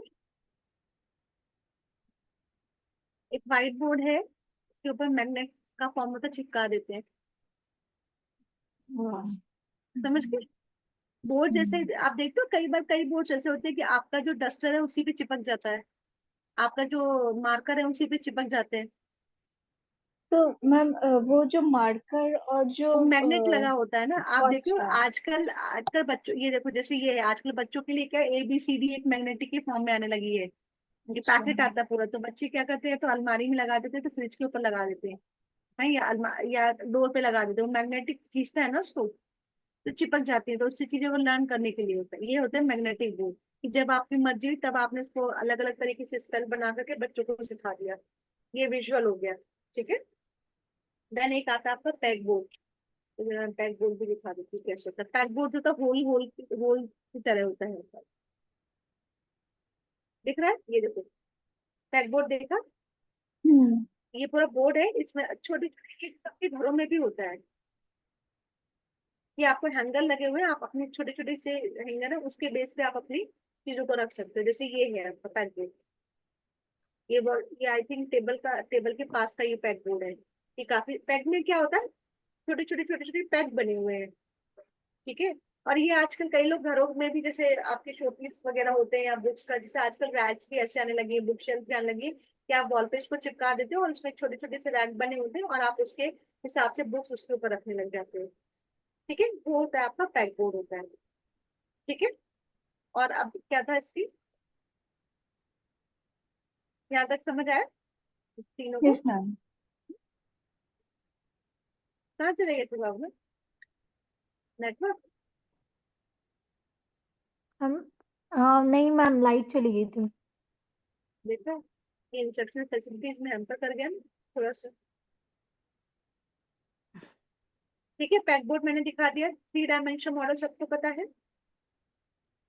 अब बेस्ट एग्जांपल देखना है तो दिल्ली के उसमें चले जाना। ये कौन सा म्यूजियम बना है, सिटी में एक म्यूजियम बना है, उसमें आपके 3D मॉडल दिख जाएगा सारी चीजों के। जहाँ जहाँ खड़े हो 3D दिख जाएगा। क्या मॉडल, मुझे नाम याद नहीं आ रहा, हम गए, म्यूजियम है, मैक्स म्यूजियम तो नहीं है, वो कौन सा म्यूजियम है? मैम डायनासोरस वगैरह का भी है उधर, हाँ, मतलब है शायद ना, डायनासोरस वगैरह भी 3D। नहीं वो नहीं है, उसमें क्या है कि ऑटोज वगैरह की काफी ऐसी पिक्चर्स अलग अलग है, हवेली वगैरह बनी कि जैसे वो मॉडल इस तरीके से आप वहाँ खड़े होते हो तो आपको 3 डायमेंशन दिखता है।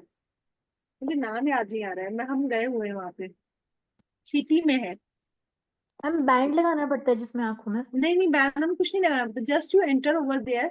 वो रिफ्लेक्शंस, क्या बोलेंगे उसको, मुझे नाम आएगा याद तो मैं मैसेज करूंगी, रुक जाओ, अभी अभी बता दो।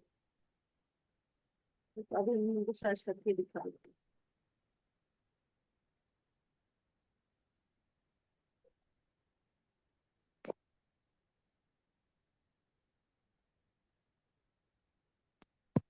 हाँ, म्यूजियम ऑफ इल्यूजन। अभी उसकी पिक्चर दिखाते हैं आप लोगों को, दिखाओ। Yes ma'am. हाँ,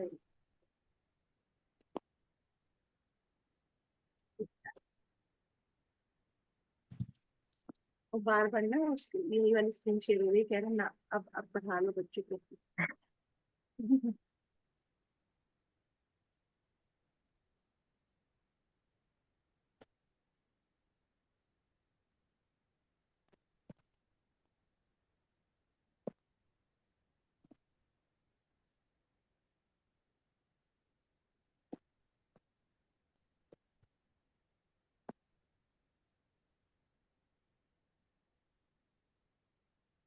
ठीक है।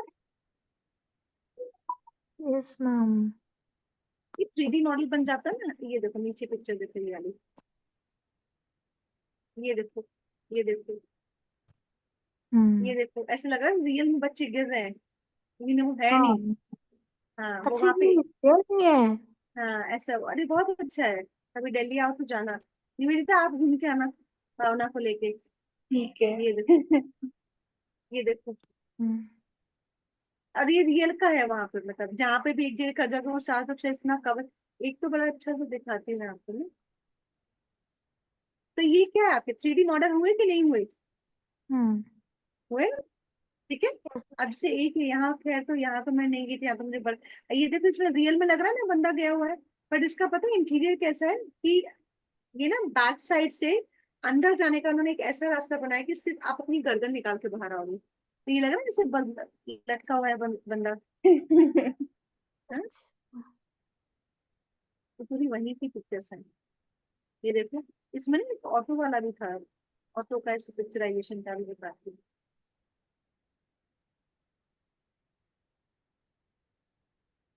ये देखो, ये लग रहा है ना 3D। ये देखो, हम्म, ये,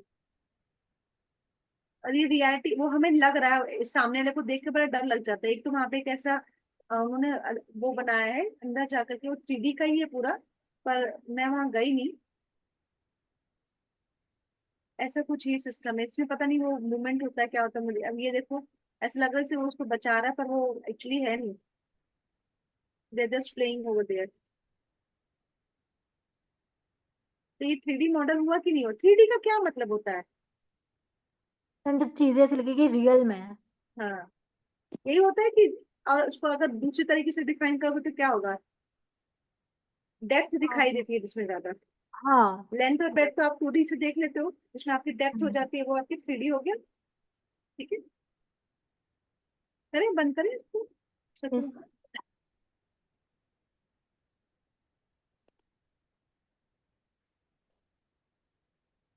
ग्लोब सबको पता है, बहुत बनाया। जियोग्राफी में।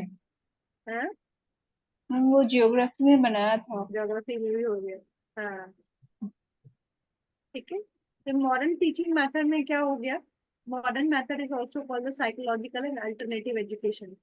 It is also known as progressive education. हमने यहाँ पे क्या किया है, आपको पीपीटी के थ्रू मॉडर्न मेथड भी यूज कर रहे हैं, साथ साथ में लेक्चर मेथड भी यूज कर रहे हैं। ठीक है, it's a combination of both. Why we are using both combination? Because we want to our teaching learning process more effective. ठीक है। मैं ये सब ना लिखूं तो आप लोगों को थोड़ा कहीं ना कहीं एक दिन ना बिना पीपीटी के पढ़ाऊंगी और लिखवाऊंगी, आपको डिफरेंस समझ में आएगा। ठीक है, पीपीटी इज डिफरेंस समझ मोर में आएगा। Effective ma'am. हाँ हाँ। ये बात क्या? मैंने जब हम class join, ma'am PPT is more effective because हाँ। ये जब मैंने मतलब जो रिकॉर्डेड लेक्चर्स थे ना आपके, तो हम्म। वो मैंने देखे थे स्टार्टिंग में। तो जब पहली क्लास हुई ना एनवायरमेंटल साइंस की, वो सेकंड पेपर की, हाँ। तो मैम ने हमें पीपीटी से पढ़ाया। तो मैंने दो हाँ। तीन दिन बाद मैम को पूछा, मैंने कहा हाँ। मैम ये आप पीपीटी करेंगे या फिर रिटर्न मैथड? मैम ने कहा नहीं अभी तो पीपीटी। मैंने कहा अच्छा मैम, मैंने आपकी प्रीवियस क्लासेस वो रिकॉर्डेड लेक्चर्स में देखा था। तो हम्म। मैम बोल रही थी अच्छा। मैंने कहा मैम वैसे ना ये पीपीटी ज्यादा इफेक्टिव नहीं है, मतलब हमें भी है, हमें भी है और आपको भी थोड़ा कंफर्ट है। मैम बोल रही हाँ हाँ। हाँ नहीं, कुछ कुछ चीजें हम पीपीटी से कराते हैं। देखिए अब मैं तो, हमारी तो पेपर बनी थी तो काफी बनी हुई है पीपीटी, तो पीपीटी से ही कवर कराते हैं। जो न्यू आता है वो एडिशन हो जाता है, या फिर कुछ चीजें हम हम्म, जैसे होता है कि कई चीजें देखो आप, ऐसा होता है कि एक एक लाइन लाइन पढ़ाना is a wastage of time also. And I think you are a mature grown up baby, कि आप उस एक एक लाइन के लिए वहां पे नहीं हो, क्योंकि वो चीजों को आप जब खुद पढ़ोगे तो वो ज्यादा आपको रिकॉग्नाइज होगा। उसको छोड़ करके बाकी मैक्सिमम चीजें we are covering in the class की। भाई कुछ आपको, देखो आपको मदान तो पढ़नी ही पढ़नी पड़ेगी। हम चाहे क्लास हम्म, में कितना भी पढ़ाएं, मदान तो आपको पढ़ना ही पढ़ना है। तो कुछ चीजें तो आपको पढ़नी पड़ेगी, पीपीटी के साथ समझ समझ में आती रहेगी, आप अपने नोट्स बनाते जाओगे। ठीक है। तो हम modern note. System is a learner centre हो गया, ये तो पहले भी बताया था। अब हमारा मॉडर्न सिस्टम में कौन कौन से टीचिंग सिस्टम्स को यूज कर सकते हैं?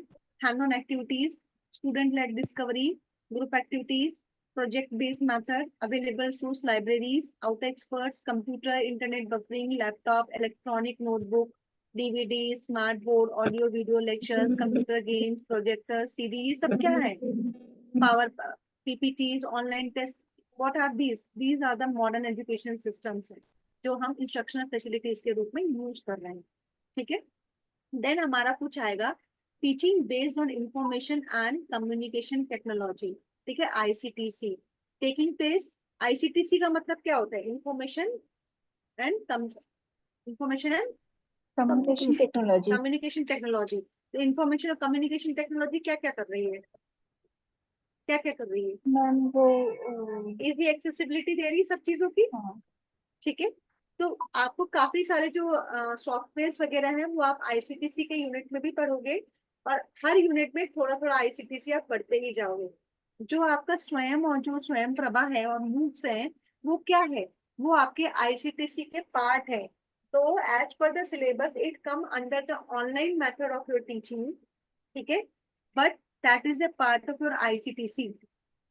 बिना आपके नेट के आप मूक्स के कोर्सेज को, स्वयं के कोर्सेज को यहाँ बैठ के US के प्रोफेसर का लेक्चर्स नहीं सुन सकते हो, ठीक है।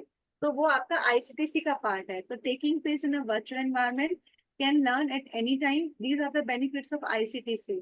Can learn different courses at the same time. आप इस कोर्स को भी कर सकते हो, साथ में आप मूव्स के थ्रू जो कोर्सेज ज्वाइन करना चाहो, अपनी स्किल को एनहांस करना चाहो, वो भी कर सकते हो। Provide equitable education to all. इसके लिए कोई ये नहीं है, बूढ़ा कोई नहीं है, कोई सीनियर सिटीजन नहीं है, कोई 40 years का नहीं, everyone can access any course with the help of ICTC, provide access to all, and student development can be made, ठीक है। अब ICTC बेस्ड मेथड में वर्चुअल मेथड कौन कौन से हैं? OER, open education resource, video and interactive video, virtual lab, virtual reality, blended learning and flipped learning. अब ये बताओ, जो अभी हम जो लर्निंग कर रहे हैं वो कौन सी टाइप की लर्निंग है? जो अभी हम लर्निंग कर रहे हैं वो कौन सी टाइप की लर्निंग है? Video ma'am? नहीं, उसके नहीं टर्म क्या बोलेंगे? Ma'am open education resource. Open education resource. आपका मूक्स का जो पहले जो नाम था वो OER ही था, बाद में इसको चेंज किया गया। तो ICTC के थ्रू जो विजुअल चीजें हैं उनके आपके ये टाइप्स है। ब्लेंडेड लर्निंग क्या होती है? जो हम अभी कर रहे हैं ना, ब्लेंडेड लर्निंग जो ऑफलाइन और ऑनलाइन को मिला के करते हैं। ब्लेंडेड लर्निंग में वो लर्निंग होती है जो आप साथ में वीडियो ऑन करके पढ़ते हो। There are so many learning जो आपको लेक्चर्स अवेलेबल हो जाएंगे, लेकिन कुछ लर्निंग्स ऐसी होती हैं जहाँ पे आपको फेस टू फेस इंटरेक्शन होता है। हम आप पढ़ रहे हैं तो आपको कोई भी कंफ्यूजन है आप डायरेक्टली पूछ सकते हो, ठीक है। ये होती है आपकी ब्लेंडेड लर्निंग। मैं आपको बताती हूँ ये पेज नंबर, इसमें से फटाफट से क्विकली गो थ्रू करो, आपको ये टॉपिक समझ में आ जाएगा। छोटा सा ही है, अभी तो मुझे देखा था।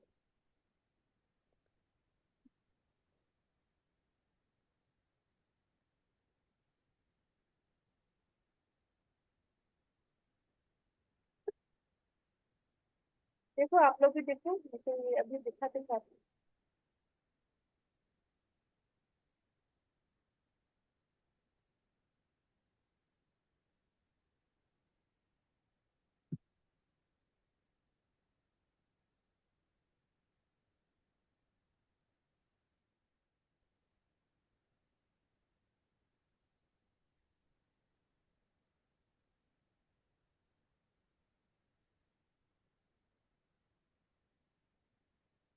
आज आप लोगों को बहुत सारा पढ़ने के लिए हो गया है।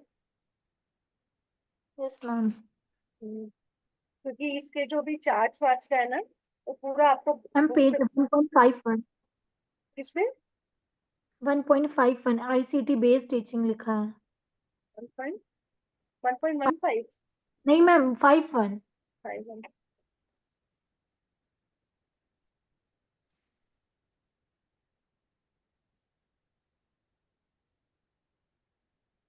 नहीं नहीं, ये नहीं पूछ रही था मैं, वो कह रही हूँ आपको ब्लेंडेड लर्निंग है इसमें पॉइंट। Yes ma'am 1.50। हाँ, 1.50 पे, ठीक है। तो क्विकली पढ़ना या फिर आप लोग घर पे पढ़ना, ठीक है। जो अभी हम कर रहे हैं ना, इसमें फेस टू फेस इंटरेक्शन है, that is called your blended learning. जो जूम के थ्रू जो क्लासेस होती है that is called blended learning. जहाँ पे आपका फेस टू फेस इंटरेक्शन होता है। देखो इसमें सबसे पहला पॉइंट क्या होता है, blended face to face class होती है, ऑनलाइन क्लास होती है, फ्लिप्ड क्लासरूम्स होती हैं, रोटेशनल मॉडल्स होती हैं, सेल्फ ब्लेंडेड मॉडल होती है। आप इसमें दो तीन जो भी चीजें हैं वो आप पढ़ोगे, इसके अलावा जो समझ में नहीं आएगा वो आप मुझसे पूछोगे, ठीक है। ये सारा का सारा आपका इसी से रिलेटेड है कि ब्लेंडेड लर्निंग कब कहाँ से आई थी। इसमें मेन क्या है, ऑनलाइन होती है लेकिन ऑनलाइन के साथ साथ आपकी फेस टू फेस होती है, ठीक है। एक आपका आता है माइंड मैपिंग। माइंड मैपिंग का कॉन्सेप्ट, माइंड मैपिंग का कॉन्सेप्ट जो है वो आपको है पेज नंबर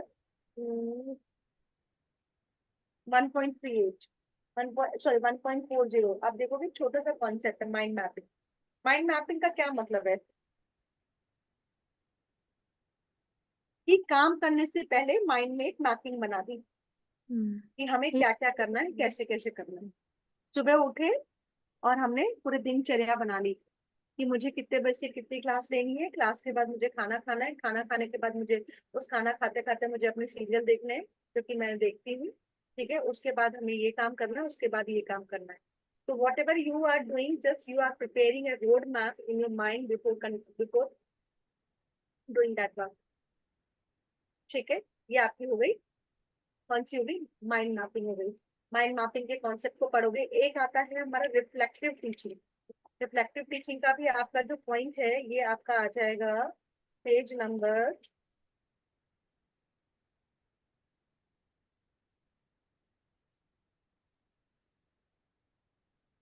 देखो किसी और को मिल रहा है बताओ।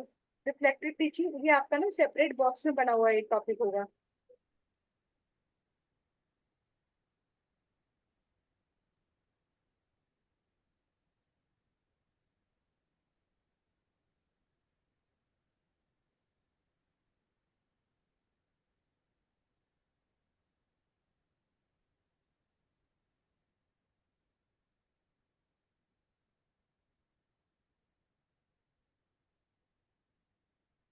है मिला सिर्फ रिफ्लेक्टिव टीचिंग।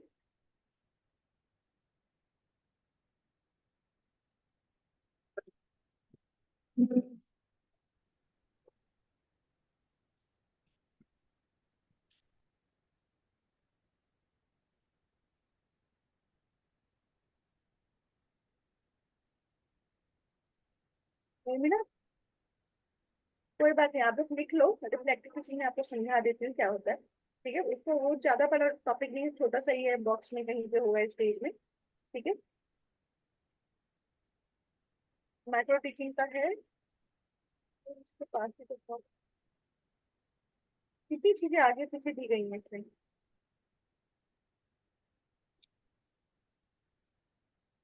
ऊपर तो मैं लिख के बताऊंगी।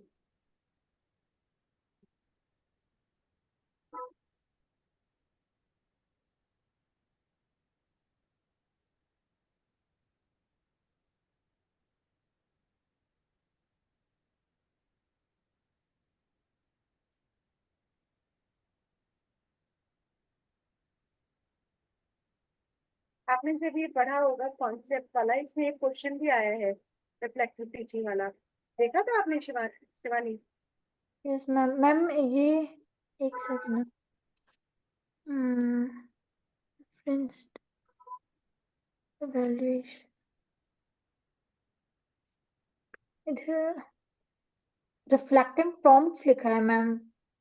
नहीं, रिफ्लेक्टिव टीचिंग होती है। रिफ्लेक्टिव टीचिंग एक होती है। रिफ्लेक्टिव टीचिंग में क्या होता है कि जैसे क्या होता है, आपने जो चीजें आज पढ़ाई पढ़ाई, ठीक है, आज आपने जो चीज पढ़ी, कभी कभी ऐसा होता नहीं कि कई बार आपने कोई चीजें क्लास में बच्चों ने कुछ बोला, आपने उस चीजों को ध्यान रखा, अरे हाँ ये ऐसा भी तो हो सकता है। और अगर आपको वो लगता है तो वो चीजों को आप लर्न करते हुए आप आगे की टीचिंग में उसको एड ऑन कर देते हो। तो whatever you have learn from your last teaching, उसका रिफ्लेक्शन लेकर के आप आगे उस चीजों को इनकलकेट करना शुरू कर देते हो, ठीक है। तो वो एक टॉपिक है, वो आप लोग पढ़ लेना इसमें से। एक तो आप लोगों को क्या क्या पढ़ना है,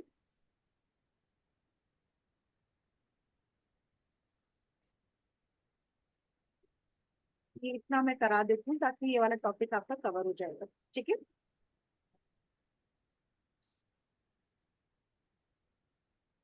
ठीक है, ये लर्निंग हो गई। स्वयं स्वयं प्रभा ये अलग से एक टॉपिक है, वो हम पूरा कवर करेंगे।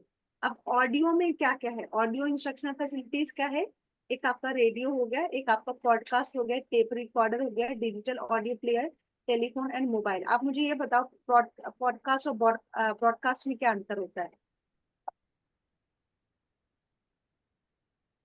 मैम पॉडकास्ट क्या होता है? मैम लाइक जो इंटरव्यूज वगैरह होते हैं पॉडकास्ट क्या रिकॉर्डेड। होता है? डेफिनेशन नहीं आ रही है। पॉडकास्ट मतलब एक स्पेसिफिक टारगेट होता है, स्पेसिफिक चीजों को कवर करना, ठीक है, वो आपका पॉडकास्ट हो गया। ब्रॉडकास्ट, ब्रॉडकास्ट मतलब जो एक मैम चीज वाइड लेवल पे हो गया, ठीक है। हाँ। तो ऑडियो इंस्ट्रक्शनल फैसिलिटीज में क्या हुआ, सबसे पहले रेडियो इंट्रोड्यूस हुआ। Radio have been popular mass medium for close to a century. These days many of us are turn as radio through FM channel. पहले होता था, अब इतना रेडियो कोई सुनता नहीं है। रेडियो कब से स्टार्ट हुआ था? 1970 से 17 से स्टार्ट हुआ था। Radio was visualize as a source of mass education. ये क्या करते थे, चीजों को सुन सुन करके चीजों को मास एजुकेशन प्रोवाइड किया जाता था। इंडिया में क्या हुआ, the first radio station establish किया गया मुंबई में इन जुलाई 1927 में। उसके बाद दो रेडियो स्टेशन आए, एक कलकत्ता और एक दिल्ली में 1936 में। सबसे पहले हमने क्या किया, as a mass communication mass education के लिए यूज किया रेडियो को 1970 से, ठीक है। फिर फर्स्ट स्टेशन आया मुंबई में 1927 में, और 1936 में कलकत्ता और दिल्ली दो रेडियो स्टेशन बनाए गए। फिर ऑल इंडिया रेडियो ने क्या किया, रेडियो प्रोग्राम को ब्रॉडकास्ट किया फॉर फॉर द कंट्री के लिए। और 1937 में जो कलकत्ता ने ब्रॉडकास्ट किया school programmer for the first time and continue till date.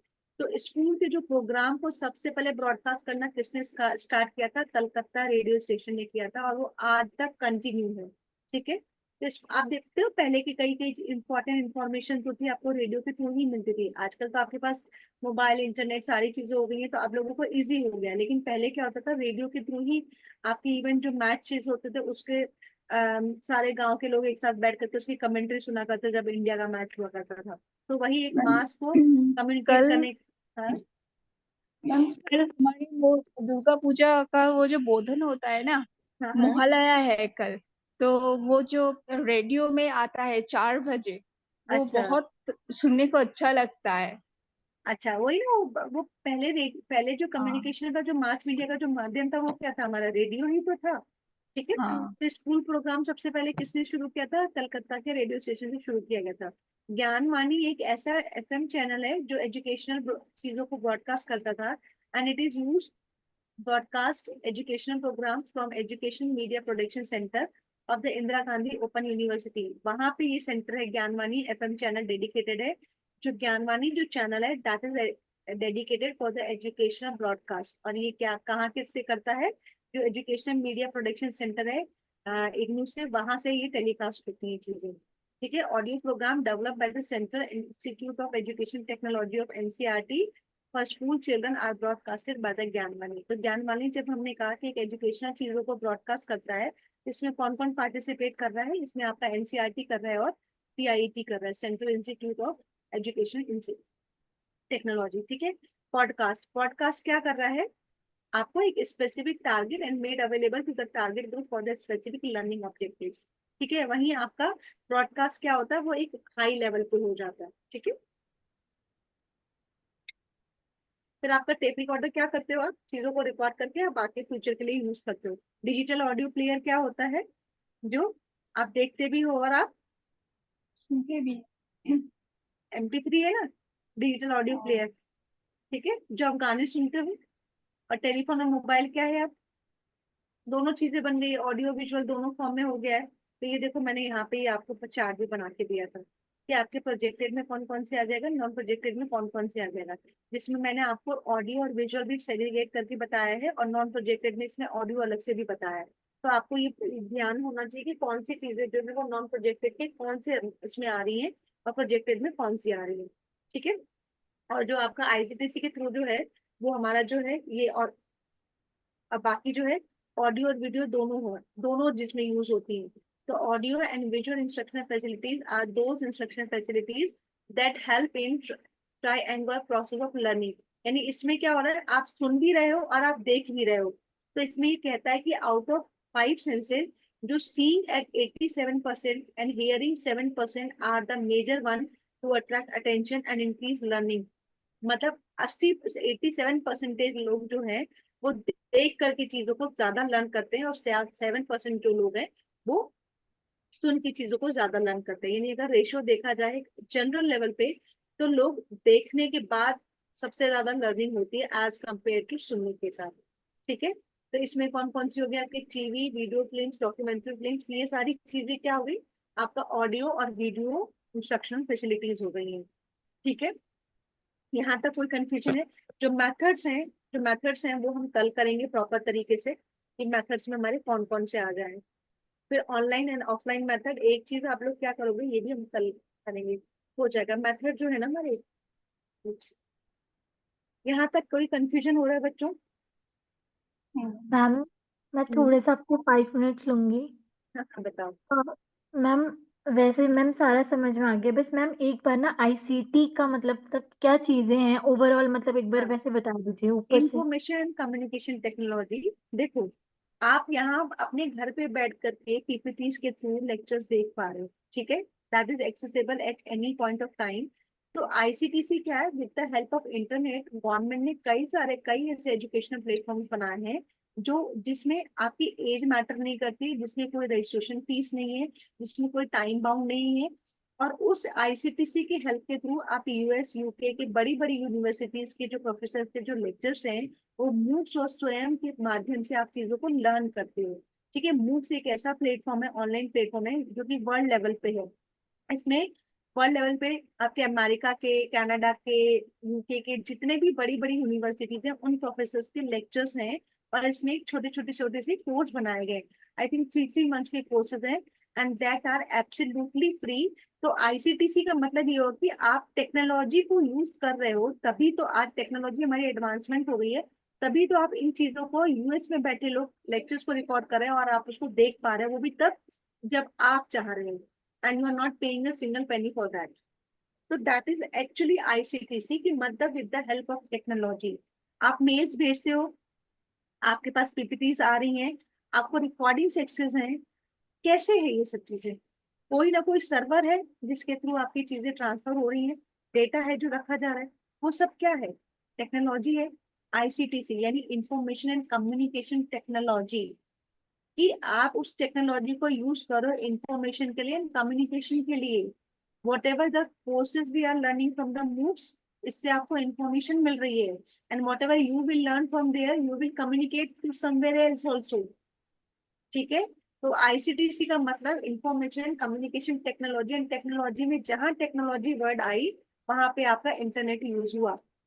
बिना इंटरनेट के, ऑनलाइन। बिना सर्वर के आप चीजों को नहीं कर पाओगे। तो जो आपके आईसीटीसी के मोड के जो मॉडल्स होंगे, वही आपके ऑनलाइन मेथड में आएंगे। क्यों? क्योंकि ऑनलाइन मेथड में आपका मूव्स, स्वयं, स्वयं प्रभा, ये सब क्या है, ऑनलाइन मेथड है। और ये ऑनलाइन मेथड आपके लिए कैसे फिजिबल है, because of your technology only. Flipkart learning, blended learning कैसे फिजिबल है, माइंड हमारे only and only with the help of, जो अभी हम ब्लेंडेड लर्निंग कर रहे हैं, हम क्या कर रहे हैं, अगर वैसे तो हम कह रहे हैं क्लास कर रहे हैं, हम क्लास के साथ साथ क्या कर रहे हैं, इंटरेक्शन कर रहे हैं, फेस टू फेस है, सेम टाइम पे फीडबैक मिल रहा है, तो उसको टर्म दिया गया है ब्लेंडेड लर्निंग, कि जिसमें आप ऑनलाइन फेस टू फेस है। ये कैसे पॉसिबल है?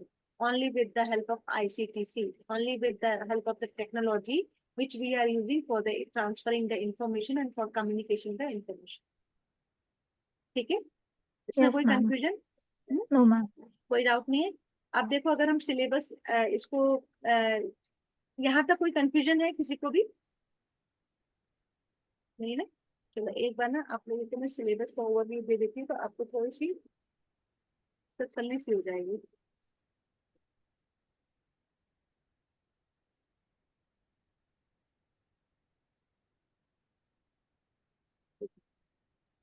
अगर हम सिलेबस को देखेंगे, तो हमने ये किया, जिसमें हमने स्टार्टिंग से क्या करा था, कॉन्सेप्ट्स वगैरह पढ़े थे, टीचिंग क्या होता है, टीचिंग के लेवल्स पढ़े थे, वही हमने ऑटोक्रेटिक, डेमोक्रेटिक और लेजर पेयर के साथ कनेक्ट करते हुए एमएलटी, यूएलटी, आरएलटी करा था।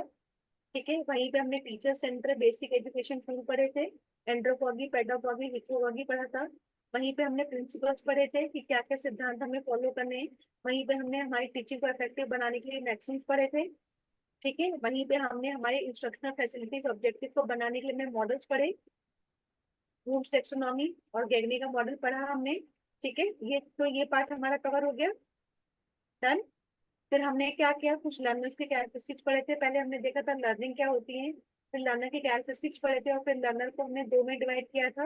लर्नर के कैरेक्टरिस्टिक्स अलग अलग बेसिस पे किया था, लिस्निंग स्किल्स, आपकी आपके social attributes, motivational levels, as maturity, ये सब के लेवल पे किया था। फिर हमने डिफाइन किया कि एडोसलेंट क्या होता है और एडल्ट क्या होता है। फिर इन दोनों के कैरेक्टरिस्टिक्स अलग अलग किए थे, academic, social, emotional, cognitive level पे। ये कल कवर किया हमने। फिर हमने देखा था कौन कौन से ऐसे मेथड्स हैं जो हमारी टीचिंग को हम हैम्पर करते हैं। टीचर का मेथड, कि अगर टीचर के पास नॉलेज नहीं है, लैक ऑफ कॉन्फिडेंस है, नॉलेज है लेकिन कम्युनिकेशन स्किल अच्छी नहीं है और प्रेजेंटेशन अच्छा नहीं, तो आप टीचर की टीचिंग इम्पैक्ट करेगा नहीं करेगा। लर्नर लर्नर में अगर क्लास डिस्टर्बिंग करने वाला एलिमेंट हो लर्नर, तो क्लास आगे बढ़ ही नहीं पाएगी। सपोर्ट मटेरियल, आपकी पीपीपीज, आपका स्टडी मटेरियल, आपका चॉक एंड टॉक सिस्टम जो भी है वो सपोर्ट मटेरियल काम किया। और हमने जो आज पढ़ा वो इंस्ट्रक्शनल फैसिलिटीज पढ़ी। ठीक है, कि वो इंस्ट्रक्शनल फैसिलिटीज क्या कर रही थी हमारे जो टीचिंग मेथड को और एनहांस करने के लिए, ताकि टीचिंग लर्निंग प्रोसेस और एनहांस हो जाए। सारे पढ़े, ऑडियो वीडियो सारा पढ़ा। इसी में हमारा प्रोजेक्टेड और नॉन प्रोजेक्टेड मेथड कवर हो गया। लर्निंग एनवायरनमेंट और इंस्टीट्यूशंस पे हमने ऑलरेडी एडमिनिस्ट्रेटिव सेटअप्स और लर्निंग एनवायरनमेंट देख लिया था कि अगर आपका लर्निंग एनवायरनमेंट कंडीसिव ना हो, लाइट चली जाए, गर्मी ज्यादा हो, एसी ना हो, तो आपकी लर्निंग हैम्पर करेगी और हमारी टीचिंग इम्पैक्ट करेगी कि नहीं करेगी। ठीक है, वही मैंने आज आपको ये पढ़ा है, टीचिंग सपोर्ट सिस्टम जो टीचिंग फैसिलिटीज के साथ साथ आ गए। इसमें मैंने ट्रेडिशनल मेथड बताया, चॉक एंड टॉक सिस्टम बताया, मॉडर्न मेथड जो आपके डिजिटल वगैरह हो गए, और आईसीटीसी में मैंने आपको बताया मूक्स एंड स्वयं और स्वयं प्रभा। ठीक है, तो जो आईसीटीसी के जो मेथड्स हैं वो आपके ऑनलाइन मेथड आ जाएंगे, जो हम बाद में कवर करेंगे। ठीक है, offline is equal to your, मैंने आपको क्या बताया, मिक्स्ड ग्रुप, स्मॉल ग्रुप, जो हम अलग करेंगे मेथड ऑफ टीचिंग में। तो मेथड ऑफ टीचिंग में एक हमने टीचर सेंटर और लर्नर सेंटर तो हमने अलग से कर लिया था। हम कहेंगे एंड्रोपॉगी को हम टीचर सेंटर कह सकते हैं, लार्ज ग्रुप मेथड को हम टीचर सेंटर कह सकते हैं, इंडिविजुअल इंडिविजुअल मेथड को हम लर्नर सेंटर कह सकते हैं। ठीक है, और आपके जो ये एंड्रोपॉगी और हिप्रोगॉगी है वो लर्नर सेंटर कह सकते हैं। ठीक है, तो वही हम ऑफलाइन मेथड में सारी की सारी चीजें ऑफलाइन होती है, तो जो आपके टीचर सेंटर मेथड है वो हम ऑफलाइन भी कर सकते हैं और कुछ ऑनलाइन भी हो सकते हैं, क्योंकि आजकल आईसीटीसी बहुत डेवलप हो गया है। ठीक है, तो हमारा ये पार्ट कवर हो गया। इसमें हम मेथड ऑफ टीचिंग में जो लार्ज मेथड है और स्मॉल मेथड है और जो आपके इंडिविजुअल मेथड है उसके अंदर की जो टाइप्स है वो हम कल करेंगे। ठीक है, यहाँ तक कोई कंफ्यूजन बच्चों? ऑनलाइन मेथड हम करेंगे जिसमें हम स्वयं स्वयं प्रभा मूक्स पढ़ेंगे। ठीक है, तो we have done with this much of syllabus almost. ठीक है, ये आपका कल कवर हो जाएगा, जो टीचर मेथड है और ये ऑनलाइन मेथड है। Then we will left with the evaluation system, जिसमें हम टाइप्स ऑफ इवैल्यूएशन देखेंगे। ठीक है, चॉइस बेस्ड मेथड देखेंगे और सीबीटी और ये सारे मेथड्स देखेंगे, जो हमारा लास्ट टॉपिक रह जाएगा। तो इस वीक में हमारी क्लास खत्म हो जाएगी, फिर हम कुछ क्वेश्चंस करेंगे। ठीक है, आपको लग रहा है आपने सिलेबस कंप्लीट किया है? Yes ma'am. हमने हमने इतना पढ़ा है। ठीक है, तो आज आप लोग देखो, जैसे अगर हम पेज नंबर से देखें, अभी इसमें हम कुछ मॉडल्स करेंगे। ठीक है, मॉडल्स इसमें अलग से नहीं दिया गया है, लेकिन मॉडल्स हमको करने हैं जो हम लास्ट में करेंगे। आज आपको ये मेथड ऑफ टीचिंग तो आप छोड़ देना, आज मत करना पड़ना। ठीक है, लेकिन आप लोग ये जरूर कर लेना आज, जो आपको ऑफलाइन और ऑनलाइन में जो डिफरेंस दिया गया है वो करोगे आप लोग। ठीक है, आज पढ़ने के लिए पढ़ोगे। Ma'am page teaching number. हाँ, टीचिंग मैं बता रही हूँ, एक है आपका 1.37 में जो आपका टीचिंग सपोर्ट सिस्टम है वो पूरा कवर करोगे। तो ये वो पूरा हमने कवर कर लिया है। Projected method, non projected method मैंने आपको डायग्राम से भी समझाया, आपको इसकी रीडिंग करनी है बस इसमें। ठीक है, कौन सा वाला मैम? ये है ना बेटा 1.37 के नीचे जो है टीचर सपोर्ट सिस्टम। हाँ। ठीक है, ये आप इसको लेकर के कहाँ तक कवर करोगे, 1.42 तक। ठीक है, इसमें सारा कवर हो गया है। ठीक है। Yes ma'am. और आप ये कवर करोगे इसमें से, एक आपका डिफरेंस था इसमें,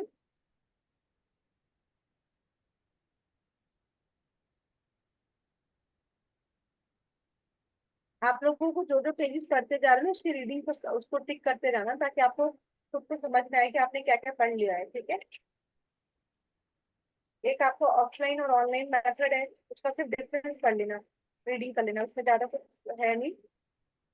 ये है आपका ब्लेंडेड, एक तो आपका ये पेज पढ़ना आपको 1.50 में जो ब्लेंडेड लर्निंग है। ठीक है। और उसी के नीचे एक ऑफलाइन और ऑनलाइन मेथड दिया हुआ है। ऑनलाइन मेथड में जो डिफरेंट डिफरेंट टाइप्स है, मूक, स्वयं, स्वयं प्रभा, वो हम कवर करेंगे।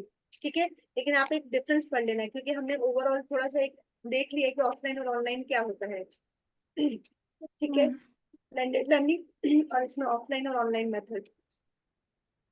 ठीक है। लग रहा है आप लोगों को आपने काफी चीजें कवर करी हैं। Yes ma'am.